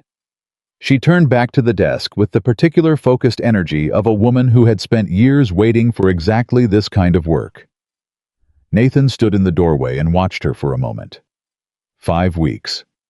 Edmund Wallace had 3 years of planning and a team of attorneys and enough money to wait out most men. What Nathan Cole had was a certified copy of a land survey, a foreman with 40 years of experience, a Mill Haven storekeeper with a ledger of evidence, and a woman who had been preparing for this fight since she was 19 years old, in a Kansas farmhouse. Taking notes, her father asked her to take in a room full of men who thought she was just writing things down. It was not nothing. In fact, standing in that doorway, watching Clara build their case, with the quiet intensity of someone who has finally found the exact situation her entire life had prepared her for, Nathan thought it might be the most formidable thing he had ever seen. He thought, God help Edmund Wallace. Then he went to saddle his horse. They had ranchers to visit. 7 ranchers rode into the Cole Ranch on a Saturday morning, and not one of them came expecting to feel hopeful. They came because Nathan Cole had asked, and Nathan Cole had spent 8 years building the kind of reputation that made men ride 18 miles on a Saturday out of respect rather than curiosity. They came with their hats in their hands and their worry worn plainly on their faces, the quiet, grinding worry of men who have watched neighbors disappear and are beginning to understand that the ground beneath their own feet is less solid than they believed. Henderson came. Briggs came, which had not been certain until Friday evening when Nathan had ridden out to him personally and laid out exactly what was in Wallace's letters. Briggs had read the letters twice standing in his own yard, and then he had looked at Nathan with the expression of a man who has just been told the thing he feared most is real. "He was going to buy me out," Briggs said. "He was going to make you think you wanted to sell," Nathan said. "There's a difference." Briggs came. 2 men from south of the valley came, Garrett and Old Powell, who had not spoken to each other in 3 years over a fence dispute, but arrived within 10 minutes of each other and sat on opposite ends of the same bench without acknowledging the irony. A widow named Margaret Hale, who ran the Hale property alone since her husband's death and had been receiving increasingly persistent letters from Wallace's attorney about a, quote, voluntary easement arrangement, unquote. And Tully, who was not a rancher, but whose ledger was the closest thing to a weapon any of them had. Clara had rearranged the main room of the house. She did not make it formal. She did not create a courtroom or a stage. She moved the furniture so that everyone could see everyone else, so that this felt like a conversation between neighbors rather than a presentation, because she had thought carefully about what these men and Margaret Hale needed, and what they needed was not to be lectured. They needed to see each other's faces. They needed to understand they were not alone. Nathan stood near the door when they arrived and shook each hand and said very little, because Clara had told him the night before, "You open it. Then let me talk. Then get out of the way and let them talk to each other. That's when it becomes real for them." He had not loved this advice. He had followed it. He opened it with 4 sentences. "This is what Wallace has filed. This is what he has done to the properties around us. This is what he is planning for the rest of us. We asked you here because you deserve to see the whole picture." Then he stepped back. Clara talked for 30 minutes. She did not use legal language. She had the butcher paper timeline on the wall, the 8 years of Nathan's documented water use, and she used it to show them how a case is built. She had Tully's ledger notes about Morrison's shipping disruptions, and she laid out the pattern clearly and without drama. This is what was done to Morrison. This is how it was done. This is the same thing being done to Briggs right now in different clothing. She talked about the 1879 resurvey and the 40-foot boundary shift and what Wallace intended to argue from it, and she explained it in the language of a woman who had watched her father fight this exact kind of battle and had been taking notes since she was 19 years old. She said, "He wins when you don't know what he's doing. That's the only way he wins. He has been very careful to make sure each of you felt isolated, felt like your situation was unique and too complicated to fight. It isn't. It's the same situation happening to all of you by design." The room was completely quiet. Margaret Hale spoke first. Her voice was steady in the way of a woman who had learned steadiness through necessity rather than disposition. "The voluntary easement letters," she said. "I didn't understand what they were asking for." "They were asking for your water access," Clara said. "Framed as a cooperative arrangement, signed it would have given Wallace documented legal consent to use a portion of your water rights, which he would then have used as evidence in a federal hearing, to argue that the boundaries in your area are contested and mutually shared rather than individually held." Margaret absorbed this. "He was asking me to sign away my own defense," she said. "Without telling you that's what you were signing," Clara said. The quiet this time was different. It was not the quiet of men who don't understand.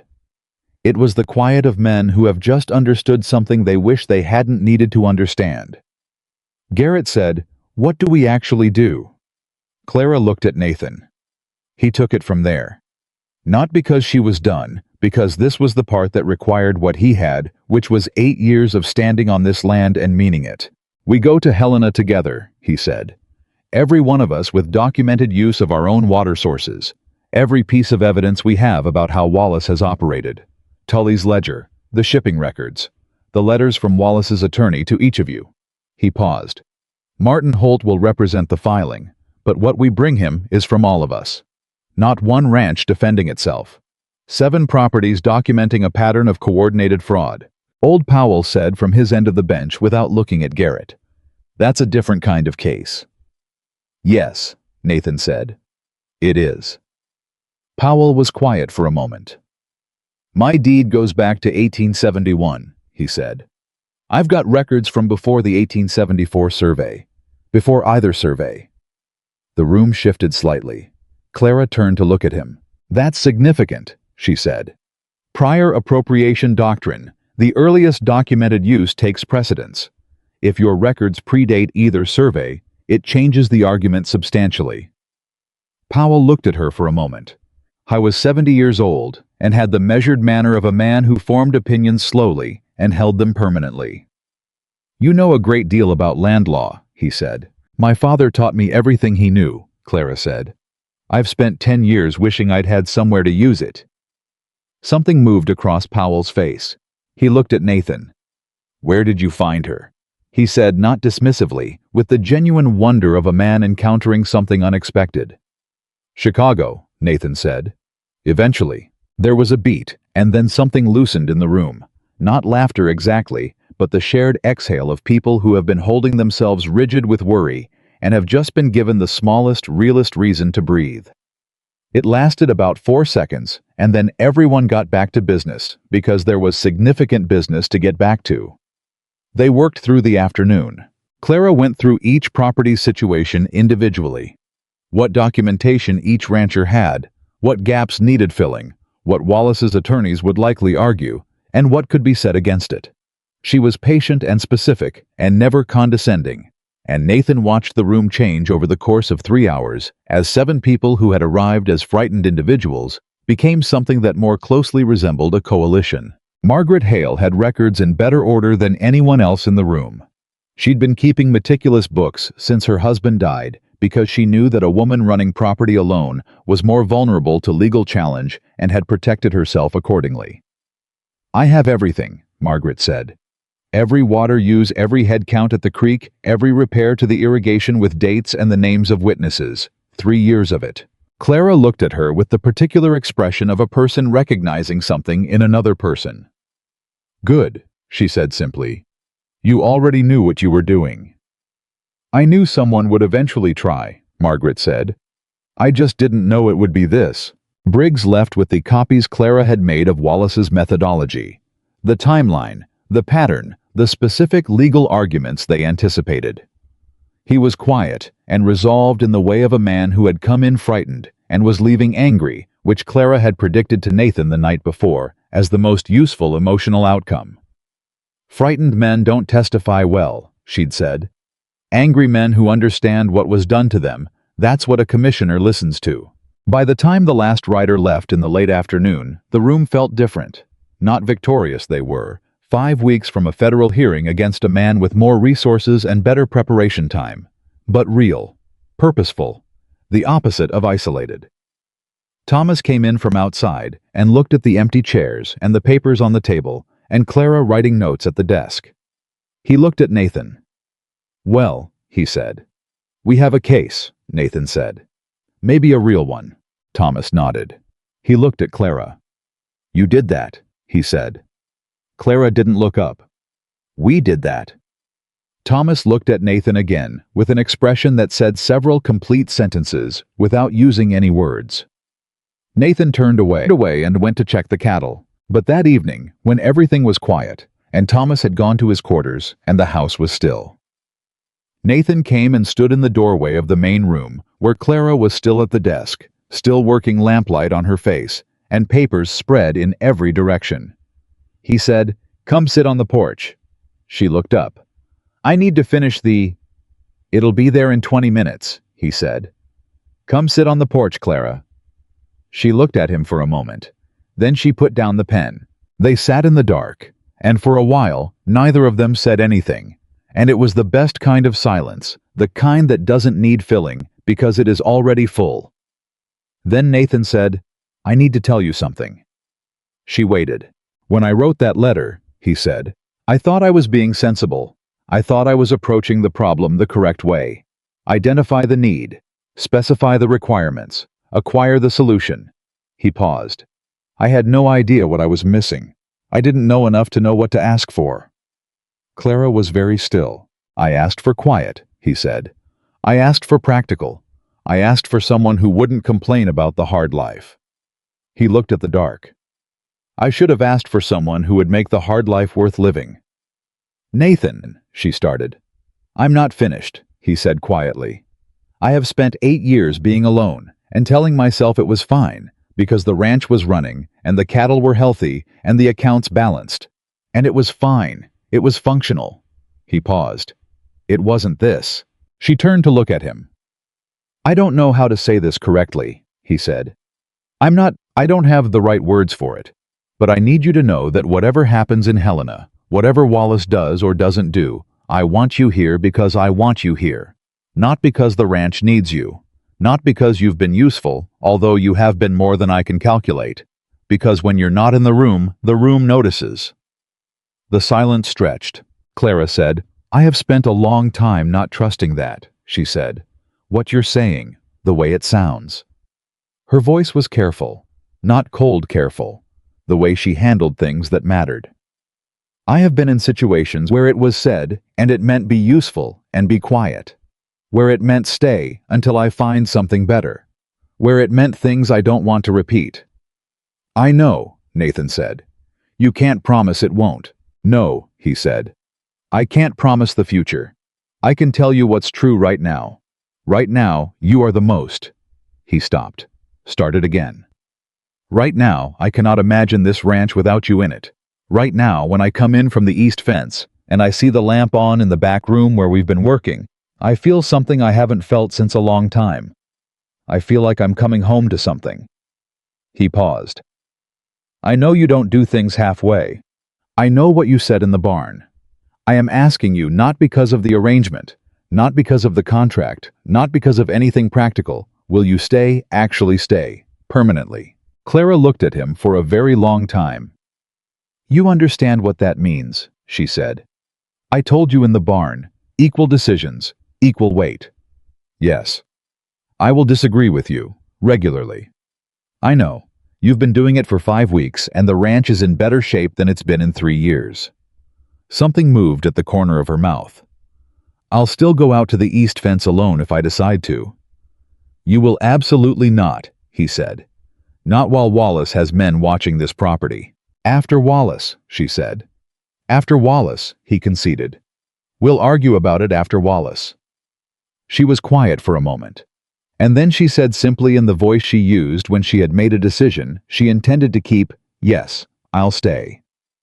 He exhaled slowly. Neither of them moved dramatically.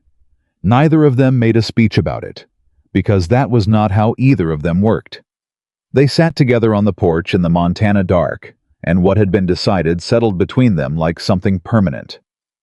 After a while, Clara said, "We should talk about Helena." "Tomorrow," he said. "Nathan, there are only—" "Tomorrow," he said again, and something in his voice was different enough that she stopped. She looked at him. He was looking at the stars with an expression she had not seen from him before. Not the working silence, not the calculating quiet.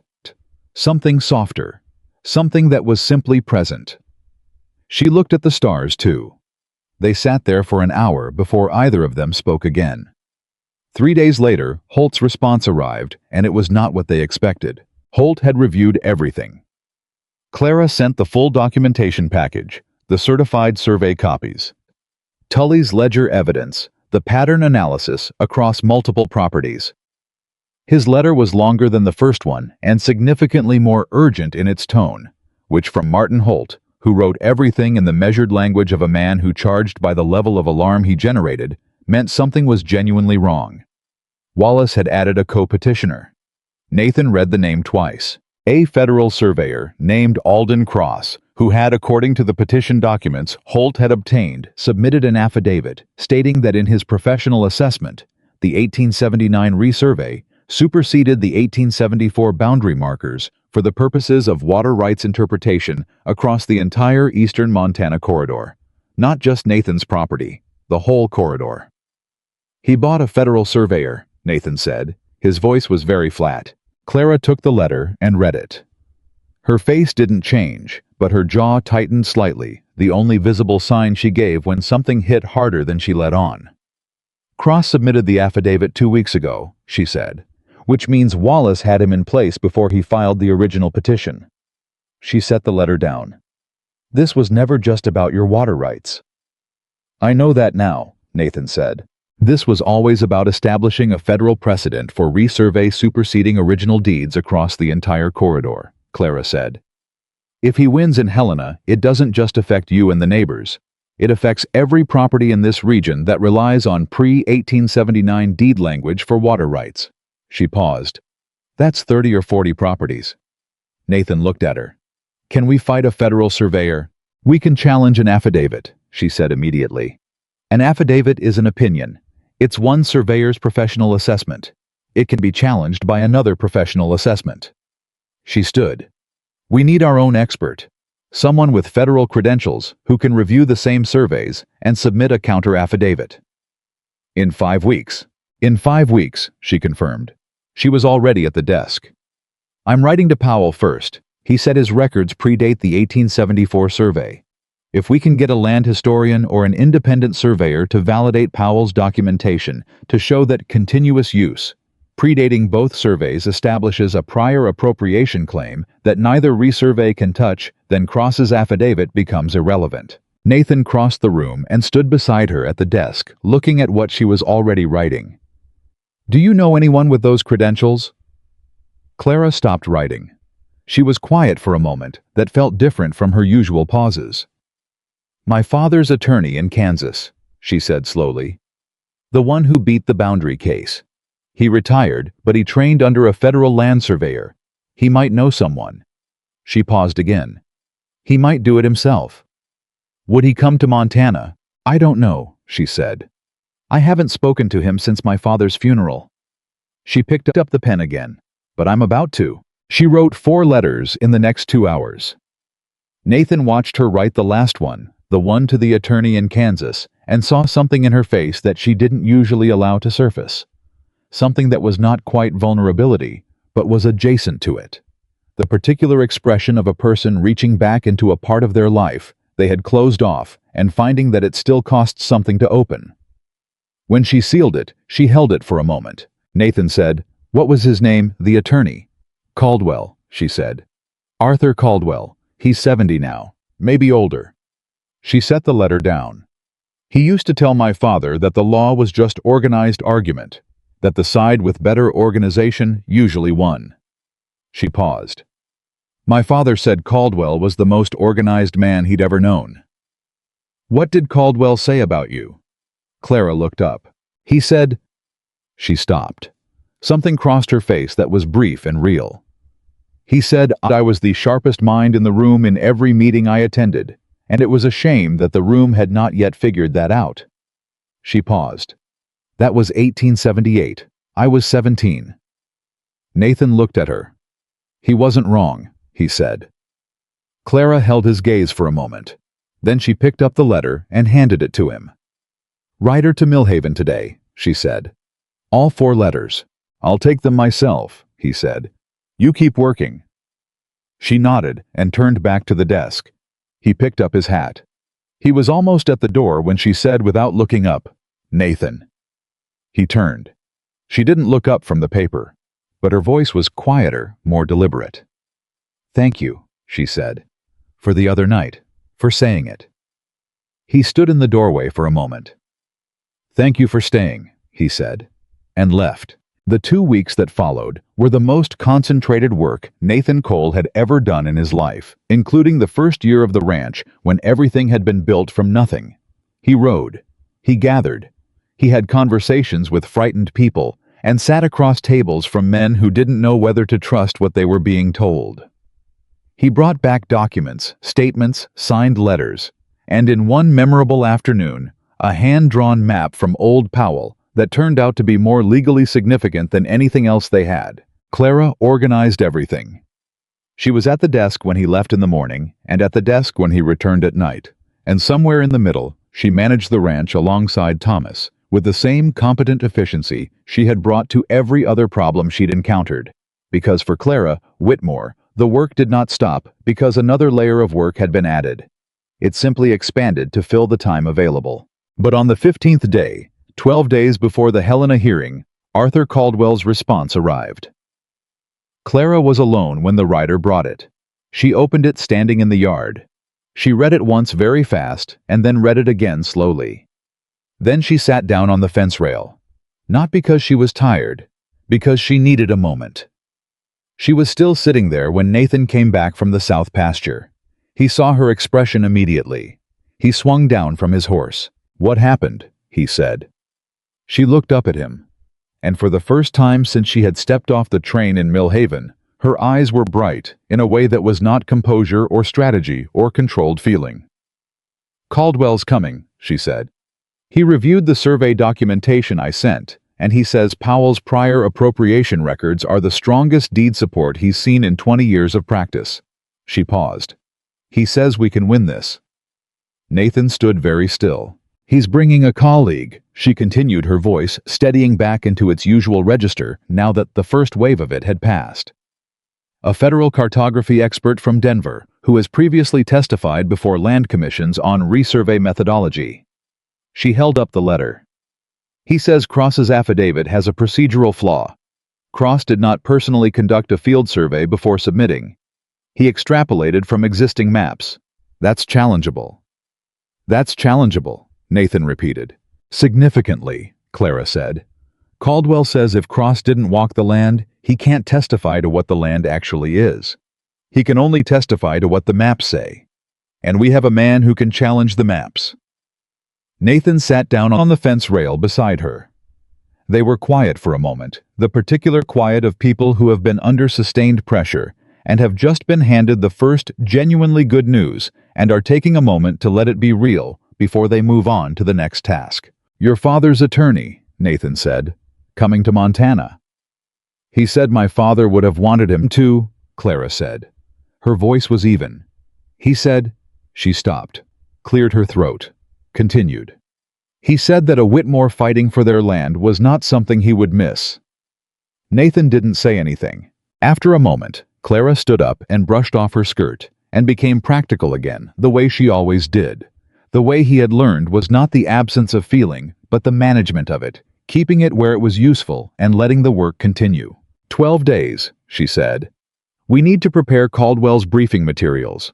I want everything organized in the order he'll need it with the Powell documents at the front. She was already moving toward the house. And we need to write to the other ranchers. Henderson Briggs, Margaret, and tell them Caldwell is coming and what he found, because they need to know this is real, that it's actually possible. Clara, Nathan said. She stopped, turned. Howe was still sitting on the fence rail watching her with an expression that was completely unguarded. No calculation, no performance. Just the face of a man looking at the person who had changed the direction of everything. "We're going to win," he said. Quietly. Certainly. She held his gaze for a moment. "Yes," she said with the conviction of a woman who had been preparing for this fight since 1878 and had no intention of losing it now. "We are." She went inside. Nathan stayed at the fence a little longer, looking at the eastern boundary at the creek running along the edge of his property water. He had used every day for 8 years. Water that had fed his cattle and his land and his livelihood. Water that a man in Billings had decided he deserved more than Nathan did. He thought about the 47 words he had written to Chicago. He thought about the woman who had arrived in response to them. Not the woman he had described. Not the woman he had thought he wanted, but the woman who had walked into his ranch with a rifle case and an opinion about trunk weight distribution, and had proceeded to understand his problems better than he understood them himself, to build a legal case that a trained attorney called the strongest he'd seen in 20 years, to hold his barn together in a storm, and sit on his porch in the dark, and say yes to staying with the same simple permanence she brought to everything she decided. He had written 47 words asking for quiet. He had found something that made noise in every room it entered, and made every room more alive for it. In 12 days, they would ride to Helena.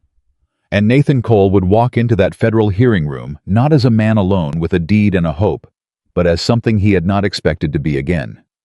As a man with a partner. Arthur Caldwell arrived in Millhaven on a Tuesday, 11 days before the hearing, and he was exactly what Clara had described, a man so organized that his presence itself felt like an argument already half won.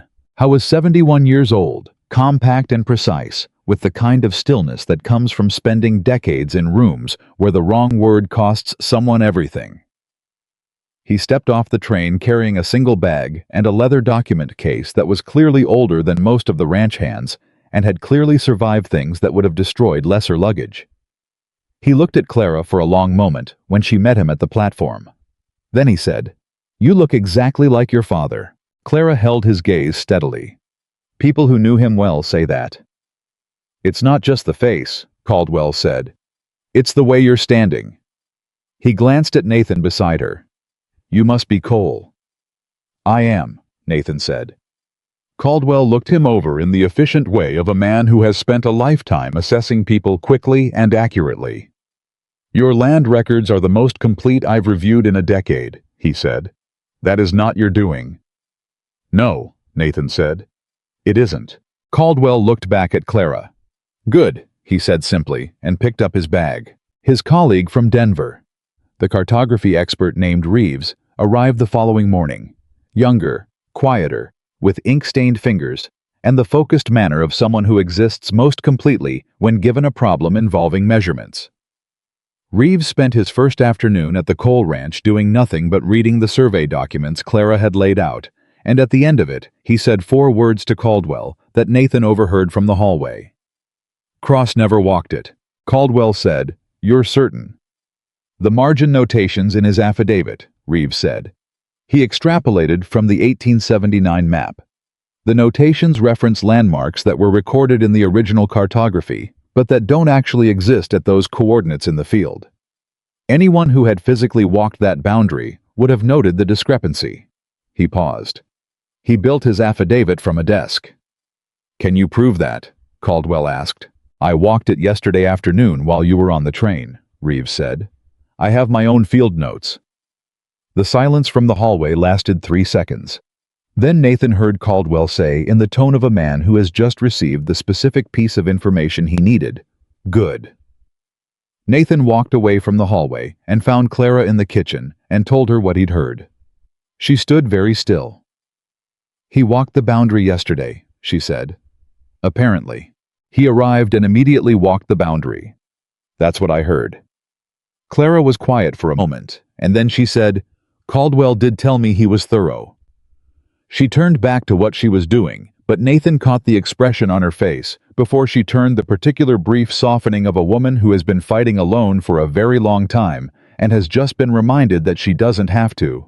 The 10 days before the hearing were the most intense and the most purposeful work Nathan had ever been part of. Every morning began with Caldwell at the table working through the documentation in a specific order that he and Clara had established together. The two of them had, within 24 hours of his arrival, developed the collaborative rhythm of people who share a fundamental language. They argued twice briefly and productively about the order of evidence presentation. Clara won one argument. Caldwell won the other. Both acknowledged it and moved on without drama. Nathan watched this and felt something he didn't quite have words for. Something that was pride partly, but larger than pride. The particular feeling of watching someone you care about be completely and fully themselves in the presence of someone who recognizes what they're seeing. The ranchers came in on Thursday. Henderson Briggs, Margaret Hale, Powell Garrett, and old enough Powell that Thomas drove out to get him rather than make him ride. They sat around Nathan's table with Caldwell and gave their statements formally signed, witnessed by Thomas and Tully, who had ridden out for exactly this purpose. Powell's statement was the longest. When he finished, Caldwell read it back to him and then looked up. "Mr. Powell," he said, "this documentation you have records that predate the 1874 survey." "By 3 years," Powell said. "My first deed was 1871. And continuous water use throughout, every year since." Caldwell set the paper down carefully. "Prior appropriation doctrine in Montana Territory holds that the earliest established use takes precedence over subsequent legal reinterpretation of boundaries," he said. "If your use predates both surveys by 3 years, Edmund Wallace's entire argument becomes legally subordinate to your documentation." He paused. "Not just weaker, subordinate. The law puts you first." The room absorbed this, Margaret Hale said quietly. "That's why he targeted Powell's property separately." Everyone looked at it. "Wallace's attorney contacted Powell about a purchase 3 months before he contacted anyone else," she said. "I remember because Powell mentioned it at the Millhaven Spring Market. He thought it was odd at the time." She looked at Powell. "He wasn't targeting you randomly. He was trying to remove the strongest prior claim before anyone understood what was happening." Powell sat very still for a moment. "He knew about my 1871 records," he said. "He had someone research the deed history before he started," Clara said. "He identified your documentation as the primary obstacle and tried to buy you out first." She paused. "When you didn't sell, he had to find another way around it.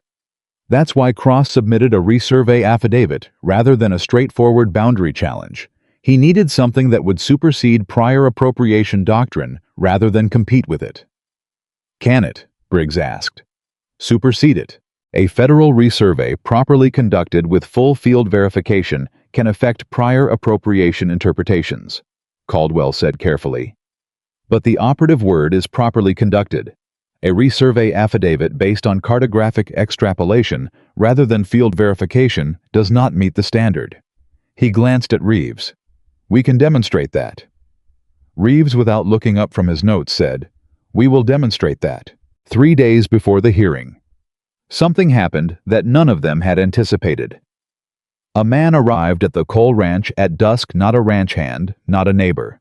A man in a city suit who had ridden alone from Millhaven and who asked for Nathan Cole by name at the gate. Thomas came to get Nathan, and Nathan came to the gate, and the man handed him a sealed envelope without saying anything beyond, "From Mr. Wallace." Nathan took the envelope. He did not open it at the gate. He carried it inside. Clara Caldwell and Thomas were in the main room, and they all read his face when he came in. "From Wallace," he said, and set it on the table. Caldwell said, "Open it." Nathan opened it. The letter was 2 pages. It was written in the careful, precise language of an educated man, and what it offered was this: Wallace would withdraw the federal petition entirely. He would not pursue the water rights claim. He would, in addition, pay Nathan a sum equivalent to 2 years of market-rate cattle revenue. In exchange, Nathan Cole would sign a deed restriction limiting future development of the eastern water access, not giving up the rights, but limiting expansion. And he would encourage the other ranchers to decline to testify in any subsequent proceedings. Nathan read it twice. Then he set it down and looked at Clara. She read it. Her face was completely still. Caldwell read it. He set it down with the careful precision of a man placing something he finds distasteful in a safe location. Thomas read it from over Nathan's shoulder and said, "He's scared." "He's calculating," Clara said. "This isn't fear. This is arithmetic." She looked at Nathan. "He's done the math on the hearing. He knows Reeves can destroy Cross's affidavit. He knows Caldwell has Powell's prior appropriation documentation. He knows if this goes to a federal commissioner and he loses, the precedent works against him across every property he's been targeting." She paused. "He's offering you an exit because he needs one himself." Nathan looked at the letter. 2 years of cattle revenue, Thomas said. "That's not nothing." "No," Clara agreed. "It's not nothing. It's quite a lot of money." She looked at Nathan steadily. "But the deed restriction is the real cost. Even a limited restriction on the eastern water access creates a cloud on the title, a legal ambiguity that affects the property's value and your operational freedom indefinitely." She paused. "And it does nothing for Henderson Briggs Margaret or Powell. He'll simply continue with them individually once we've accepted a private settlement." Nathan had already decided. He'd decided about 4 seconds after he read the letter. But he asked because she deserved to be asked. "What do you think?" Clara said. "I think we didn't spend 6 weeks building a federal case to settle privately 3 days before the hearing, so Edmund Wallace can continue doing this to everyone else in this valley." "No," Nathan said. "We didn't." He picked up the letter, folded it precisely, walked to the fireplace, and put it in. Caldwell watched the paper catch and said, "Good."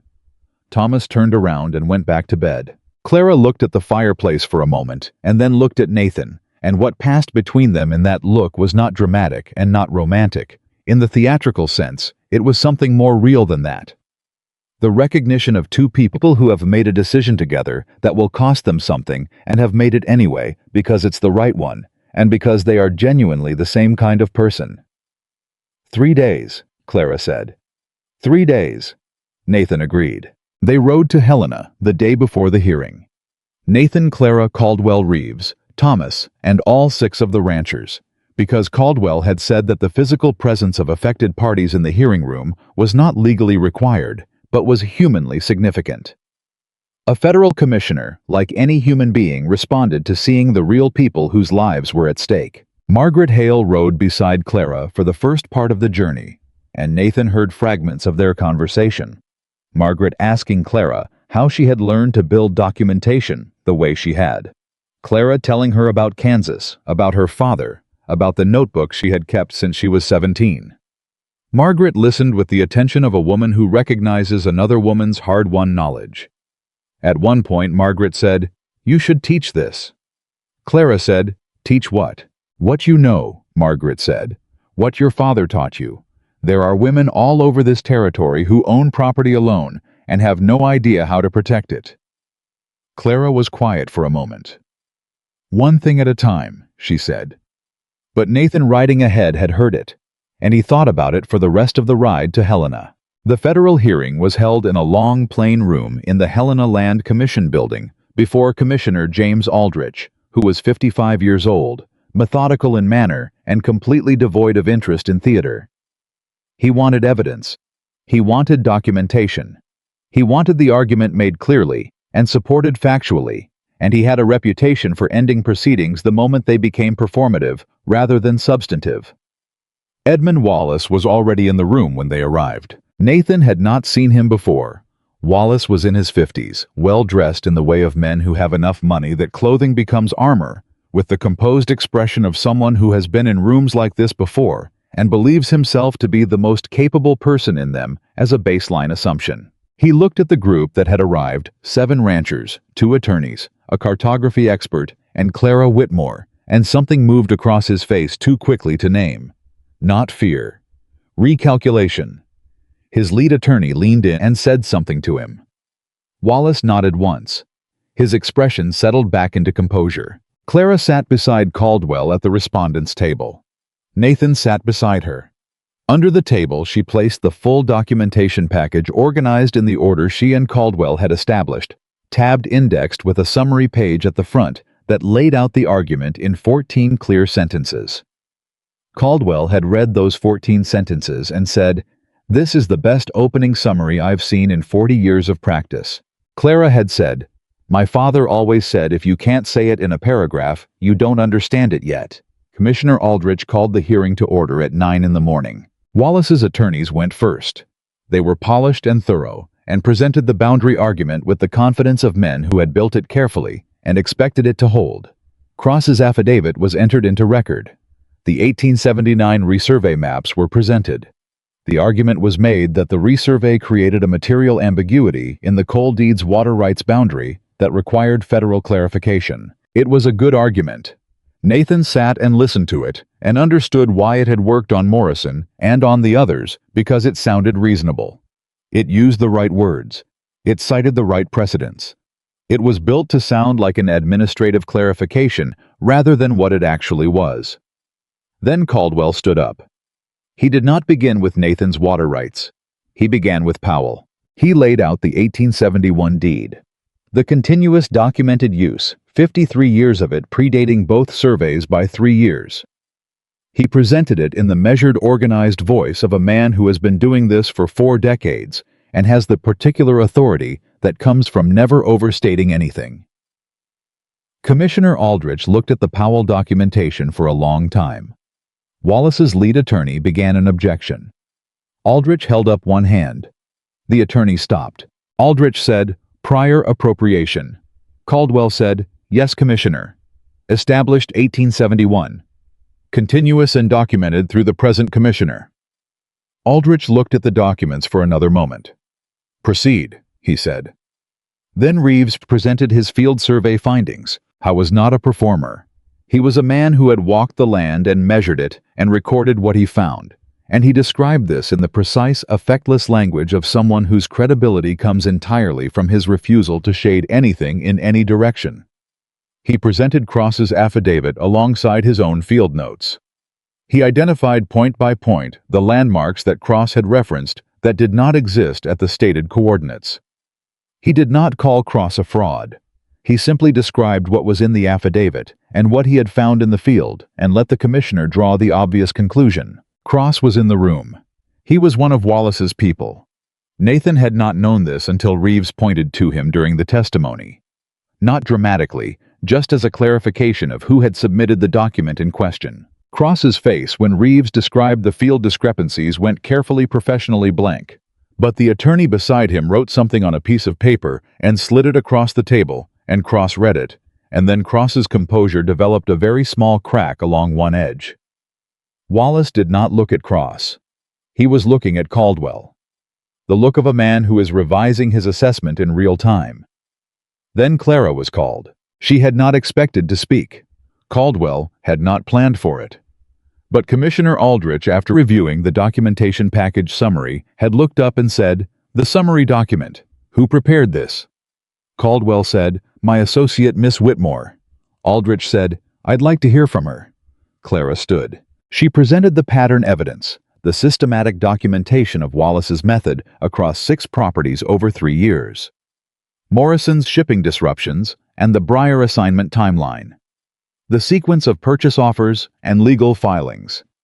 The coordinated nature of the targeted properties, all of them drawing from the same water corridor.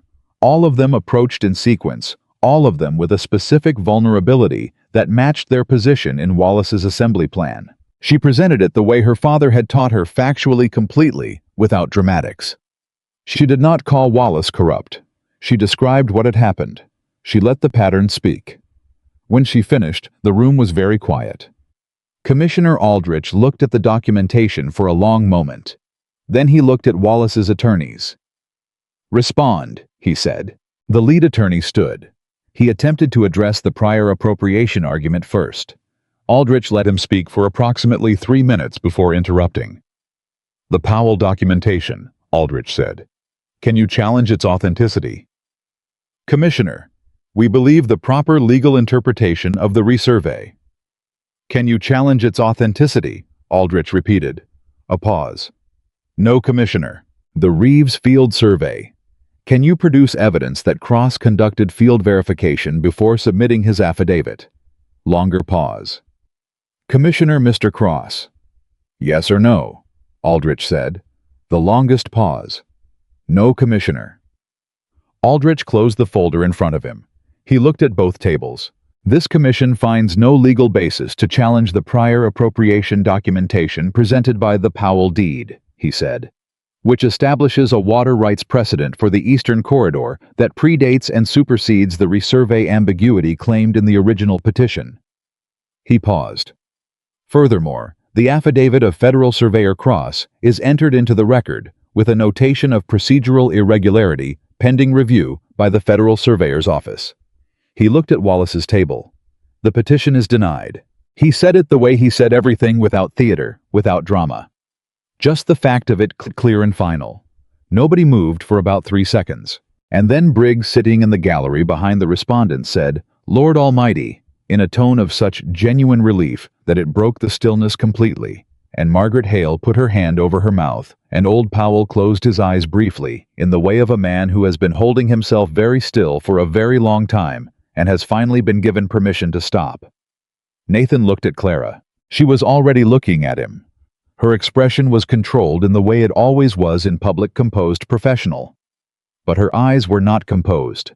Her eyes were everything she had spent 6 weeks working toward, everything she had spent 10 years preparing for, everything her father had taught her in a Kansas farmhouse, while she sat in rooms full of people who thought she was just writing things down. "We won," he said, quietly. "Yes," she said, just as quietly, as though saying it too loudly might disturb something. "We did." Wallace stood and left without speaking to anyone. His attorneys gathered their documents with the efficient dignity of people who know when a situation is finished and have been in enough finished situations to manage it professionally. Cross followed and did not look back. Caldwell shook Nathan's hand and then turned to Clara and shook hers and held it a moment longer than a handshake required. "Your father," he said, "would have been extraordinarily proud." Clara held his gaze. "Thank you, Arthur," she said, "for coming." "I wouldn't have missed it," he said simply, "for anything." They rode back to this coal ranch the following day. The whole group of them, 7 ranchers and a coalition that had not existed 8 weeks ago and would not dissolve now that it had been tested. They rode with the particular ease of people who have been through something real together and come out the other side of it altered. The night they returned, Nathan lit the lamps in every room of the house. I didn't have a reason for this. He just did it. Thomas saw him doing it and said nothing, because Thomas had been saying nothing about the right things all summer and had gotten very good at it. Clara came downstairs in the late evening and found the house fully lit, and Nathan sitting at the kitchen table with 2 cups of coffee and an expression that was the most open she had ever seen from him. No calculation, no management. Just a man sitting in his own kitchen, in his own house, with all the lamps on, looking like someone who has just come home. She sat across from him. She picked up the coffee cup. She said, "Nathan." He said, "Yes." "The meeting yesterday," she said. "Margaret's idea, about teaching." He looked at her.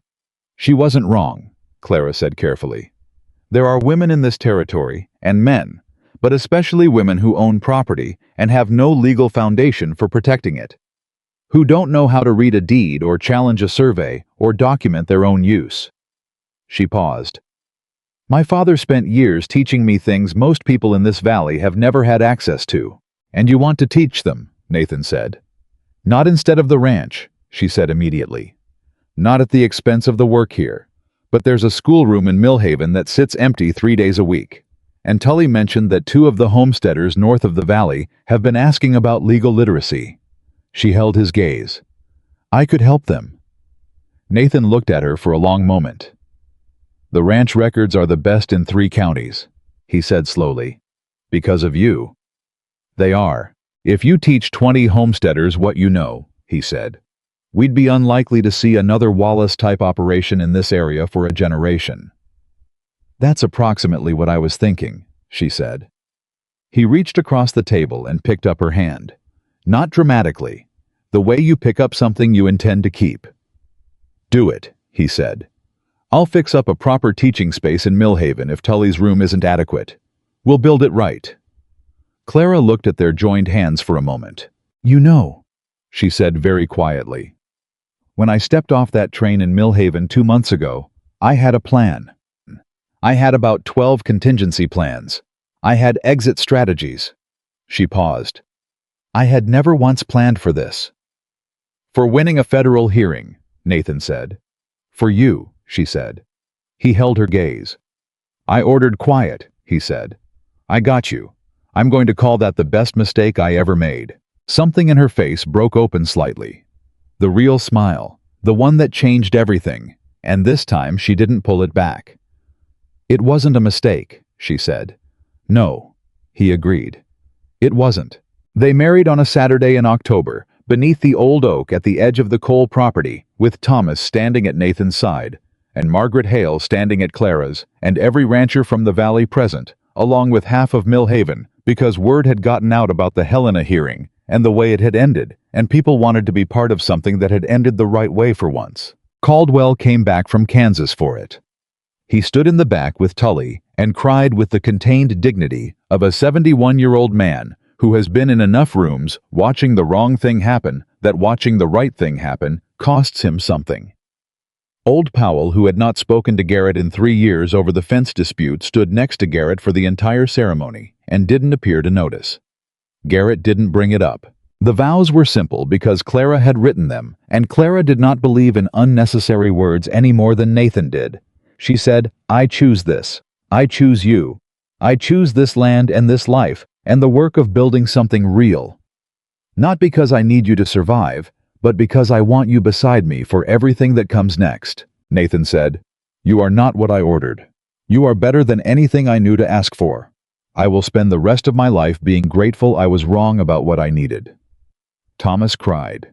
He did it with his hat over his face and denied it immediately afterward, and nobody contradicted him because he had earned the right to feel whatever he wanted in that particular moment. In the years that followed, the Cole Ranch became the most productive operation in that part of Montana, not because of luck, not because of the water they had fought for and kept, but because of the particular combination of two people who complemented each other in ways neither had been able to plan for.